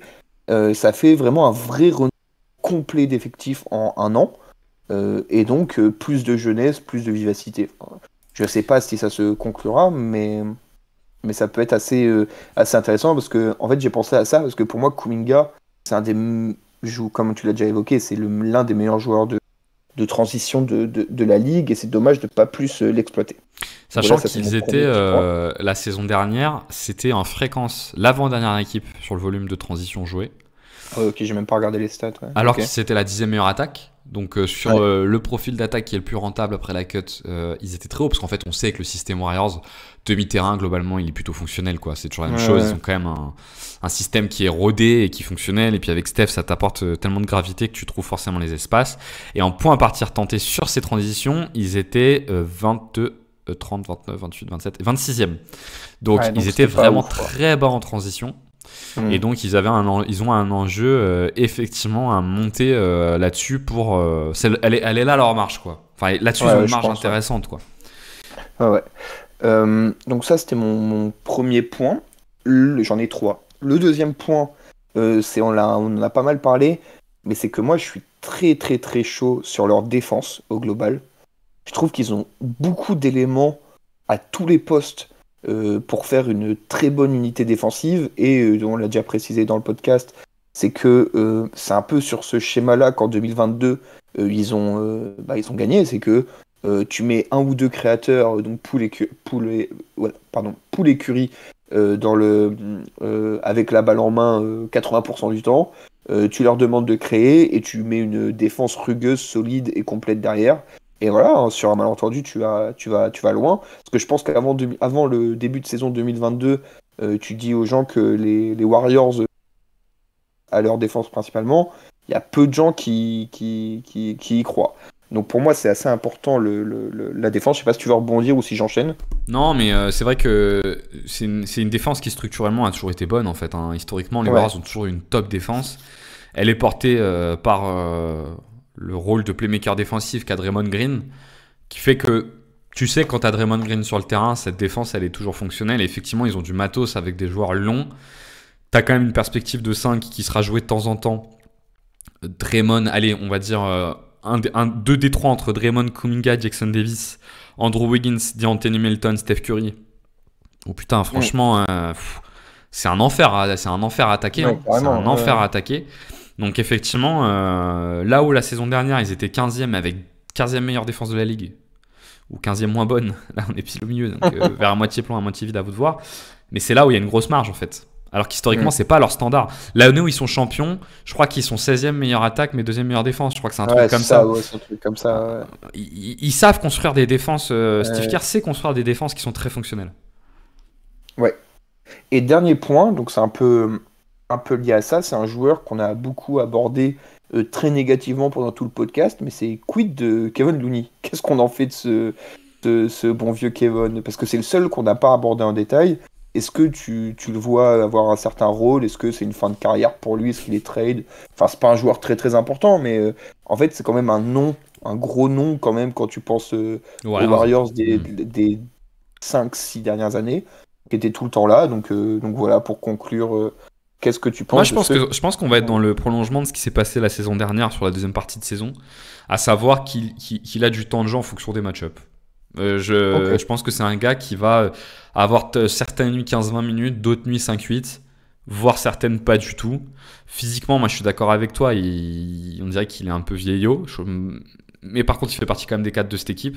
Je pense que la rotation intérieure, elle va être autour de... j'espère, je croise les doigts, j'espère que Steve Kerr va pas s'entêter avec Kuminga en 3. Ce serait bien qu'on refasse pas une saison où il y a 15 000 5 différents. Là, franchement, ce serait insupportable. Qui bouge un peu sur le backcourt régulièrement, pourquoi pas, mais c'est tout quoi. Enfin, à un moment donné, il faut que ça se stabilise. Donc j'espère que ce sera pas le cas. Donc je pense que la rotation, ça sera Jackson Davis, Draymond Green, Kuminga et Kyle Anderson. Sur les postes intérieurs, et que Kevon Looney aura du temps de jeu en fonction des blessures ou de si vraiment ça joue très grand, que Jackson Davis a des problèmes de faute et qu'auquel cas il y a besoin de Kevon Looney. Ok. Mais je pense qu'on n'aura pas beaucoup plus de ça. Je sais pas en fait si Kevon Looney est encore un joueur très fonctionnel en fait en NBA. Maintenant, il apporte quand même une chose que seul lui a dans cet effectif, c'est du rebond. C'est un bon rebondeur. Et c'est un mec. Massif. Ben ouais, tu vois, c'est un encre, c'est une encre, c'est une encre physique en fait. Donc une encre physique, c'est des très bons écrans et c'est une présence dans la raquette. Et quand même en NBA aujourd'hui, t'as des mecs comme, ils vont affronter des mecs comme Anthony Davis, comme Nikola Jokic, comme Sabonis. Bon, Sabonis c'est peut-être pas le meilleur exemple parce qu'il est plus au large, mais dans leur conférence, il y a des vrais mecs lourds, tu vois, à l'intérieur. Et donc t'as besoin de ce gars-là de temps en temps, de temps en temps, je pense. Ok. Tu vois, même si au final en regardant là je vois les minutes contre Denver et contre les Lakers, l'année dernière c'est celle où il joue le moins parce que j'ai à côté les éléments, donc peut-être qu'ils abordent le truc différemment, mais ouais, je le vois plutôt comme ça, Kevon Looney pour le coup. Ok. Bah, moi, c'était mes petits points parce que c'est vrai qu'on a fait un tour complet. Donc, peut-être que toi, tu as des trucs Non mais moi peut-être à dire aussi. non, on a fait le tour, je trouve. Je suis hyper curieux de leur saison, Ouais, moi tu vois. aussi. On a fait les Sixers la semaine dernière, ça fait partie des équipes que j'ai vraiment envie de voir jouer. Mais vraiment, les Warriors, on est dans le top 5 des équipes que j'ai envie de voir jouer. Pourquoi ? Parce que c'est une équipe avec beaucoup de compromis. Il y a beaucoup de profils à compromis, ce qui est jamais très bon en NBA, on va pas se mentir. Généralement, quand tu as beaucoup de compromis, malheureusement, tu as du mal à faire cliquer tout ça. Mais malgré ces compromis, je trouve qu'il y a énormément de matos en fait. C'est jamais tout dans le même sens, tu vois. C'est pas des compromis, mais tous les mêmes compromis, comme ce que peuvent avoir. Je sais que ça te saoule que je parle tant des Lakers, mais c'est un point de comparaison, je trouve intéressant. Les Lakers, ils ont des compromis, mais qui sont toujours dans le même sens, tu vois. En gros, ils ont toujours des compromis, on est très forts attaquants, mais on sait pas défendre. Eux, c'est différent. T'as des compromis avec des joueurs qui sont des très forts attaquants, d'autres des très forts défenseurs. Et donc, c'est une équipe qui demande une vraie intelligence dans le coaching pour produire des choses. J'ai l'impression que Steve Kerr a toujours été un coach qui se démerde pas trop mal avec les joueurs à compromis. Mais j'ai aussi la sensation depuis 2 ans qu'il est un peu dépassé, que ses idées sont parfois un peu vieillottes, et que du coup, il est face à des idées qui marchent pas, et donc des idées qui marchent pas, qu'est-ce qui se passe ? Tu les changes tout le temps en fait. Tu essaies toujours des nouveaux trucs. Et ça, j'ai peur qu'on soit là-dessus. Maintenant, je crois qu'il y a un monde où ça fonctionne pas mal en fait. Ouais, moi, je suis d'accord. Il y a un monde où ils sont chiants, et où en fait, le top 6 c'est pas loin, quoi, tu vois. Je sais pas ce que t'en penses. Ouais, non, je suis tout à fait d'accord. Ça va être une vraie saison de jugement du travail de Steve Kerr. Parce que c'est vrai que l'année dernière, on l'a évoqué, ça a été pas mal. Enfin, il avait des circonstances atténuantes, suspension, blessure, etc., etc. Là, va pas falloir réitérer comment dire, cette saison de recherche. On va dire ça comme ça. C'est que tu connais une très bonne partie de ton effectif. Tu as quelques joueurs qui sont arrivés. Alors, ils vont être importants, mais ça reste quand même des options secondaires, tertiaires. Voilà, c'est pas les 3 joueurs les plus importants de ton effectif. Donc, normalement, avec la saison passée, tu dois avoir trouvé une structure avec Curry, Podziemski, Wiggins, Jackson Davis, Green. Tous ces mecs-là étaient déjà là. Donc là, si tu continues à retâtonner, et notamment sur les postes, pour moi c'est le plus important, c'est les postes intérieurs, tu peux pas retâtonner, sachant que les 3 gars étaient déjà là l'année dernière, quoi. Enfin, les 4 même, si tu comptes Wiggins. C'est clair, en fait, tu peux pas, je te suis complètement, c'est-à-dire, tu dois à minima être très au clair sur le rôle que tu donnes à Jackson Davis, à Kevon Looney, à Draymond Green, à Andrew Wiggins et à Jonathan Kuminga. Ah, je suis d'accord. Tu dois avoir aucun doute là-dessus. Enfin, Kuminga, genre, à un moment donné, bon, Steve Kerr, il est mignon, mais Kuminga, ça fait 4 ans qu'il l'a, quoi. C'est pas normal qu'il soit encore en train de chercher. Je suis d'accord que c'est un joueur à compromis, mais c'est aussi un joueur qui a des qualités. Tu dois être au clair sur ce que tu peux lui donner et ce que tu peux lui faire faire, tu vois. Bon, Draymond Green, il est au clair. Voilà, je trouve que là-dessus, ça doit être au clair. Tout à fait d'accord, ouais. Puis oui, c'est ça, c'est que sur les postes extérieurs que tu te questionnes, sur le poste 2, tu te dis comment j'utilise Hield, comment j'utilise Melton, tous ces trucs-là, pourquoi pas, mais la majeure partie de ton effectif est fixée depuis au moins 2 ans, quoi. Donc il faut continuer enfin, au contraire, ne pas continuer à tout modifier tout le temps. Et oui, moi pour le coup, je suis très intéressé par cette saison et je serais très déçu si ça ne prend pas. Mais tu vois, dans le prolongement, même un Moses Moody, tu vois, Moody, ça fait 4 ans qu'il a, il doit être au clair sur son rôle. L'année dernière, c'était pas du tout le cas. Et sur les recrues, en fait, il y en a que 2 après. Enfin, tu vois, Podziemski, il a eu 1 an. Je pense que le rôle est assez clair, ça va être le meneur de jeu backup. Steph Curry, évidemment, il n'y a pas de sujet. Mais même les 2 joueurs, tu vois, D'Anthony Melton et Buddy Hield, Oui, Putain, on n'est pas sur des joueurs qui sont très compliqués à cadrer, quoi. Buddy Hield, c'est bon, tu lui files le même rôle qu'à Clay dans ton système. Peut-être pas de l'année dernière, mais d'il y a 3-4 ans, avec quelques sorties de système. De toute façon, ça a l'air assez clair. On le voit sur la pré-saison. Hein, il est titulaire et il a ses tickets de shoot et ça a l'air assez clair. Et tu Anthony Melton, voilà, c'est un free and D. Oui. Non, mais c'est vrai que c'est des joueurs au moment où ils arrivent au objectif, sans leur faire passer sans qu'ils aient un seul entraînement, tu sais déjà quelles sont leurs qualités, quels sont leurs défauts, et à part retournement de situation où Anthony Melton devient Chris Paul, normalement tu sais déjà comment tu vas les utiliser. Il me semble. Retournement de situation qui semble très peu. Enfin, il y a très peu de potentiel que ça arrive, quoi. Alors, ce qui est différent par exemple avec l'année dernière, hein, où en début de saison ils arrivent, il y a Chris Paul qui est un joueur un peu système, donc tu dois bouger les choses. Il y a le cas Clay qui est dégradé d'année après année, tu sais pas trop comment faire, quoi. Il y a Dario Saric aussi qui est une option de pick and pop sûr. qui était fonctionnelle, que tu n'as jamais trop eu en fait dans ton effectif. Donc effectivement tu avais pas mal d'éléments qui étaient en question. Il y a Podziemski qui arrivait. Podziemski, Kuminga en progression, Andrew Wiggins blessé. Voilà, il y avait beaucoup de trucs qui pouvaient te faire tâtonner. Là il n'y a aucune raison de tâtonner. Normalement tu dois bien démarrer ta saison. Enfin bien démarrer ta saison. Tu dois être au clair sur ce que tu fais de ta saison dès le début, quoi. Je suis tout à fait d'accord. C'est quoi ton prono là sur ces Warriors? Tu les attends où, toi? Alors, j'ai pas encore fait mes pronos, j'ai pas regardé tous les effectifs et tout en détail. De tête, comme ça, là, je dirais première partie de play-in. Donc entre 7 et 8, quoi. Ouais, 6 et 8, je dirais. Entre 6 et 8. Je pense que ça peut être... c'est là que je vais les mettre quand je vais faire mes pronos, je pense. Ce qui est assez haut en fait par rapport à ce qui est attendu. Moi je suis comme toi, je les vois bien là-dedans. Je pense que si ça peut ne pas du tout marcher. Hein. Oui, je suis tout à fait d'accord. Mais j'avoue que moi on en a déjà parlé, j'aime beaucoup Curry et tout, et j'ai du mal à... Chaque année, hein, je les mets trop. J'aurais dû le savoir. Mais je suis toujours un peu trop hype sur les Warriors. Moi, je les ai mis 10e, je vois. Là, en regardant mon classement, je les ai mis 10e. Mais Et t'as qui, genre juste pour savoir, genre 6, 7, 8, 9, t'as qui? 6e, j'ai les Suns. 7e, j'ai les Kings. 8e, j'ai les Grizzlies. Et le 9e, j'ai les Pelicans. Ok. C'est le Far West, hein.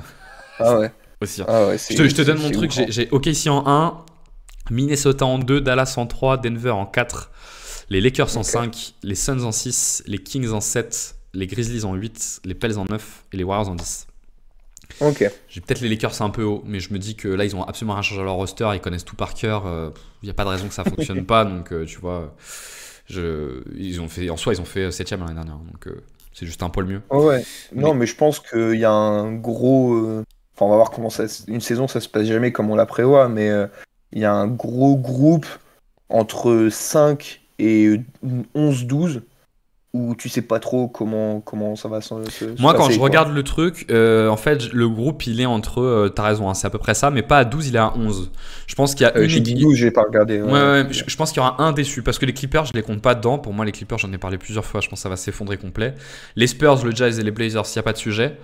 Donc ils sont 11, parce que je compte Houston qui devrait pas être loin, et je pense qu'il y aura un déçu et qui sera pas au play-in, mais que tu vas avoir 4 équipes en retrait.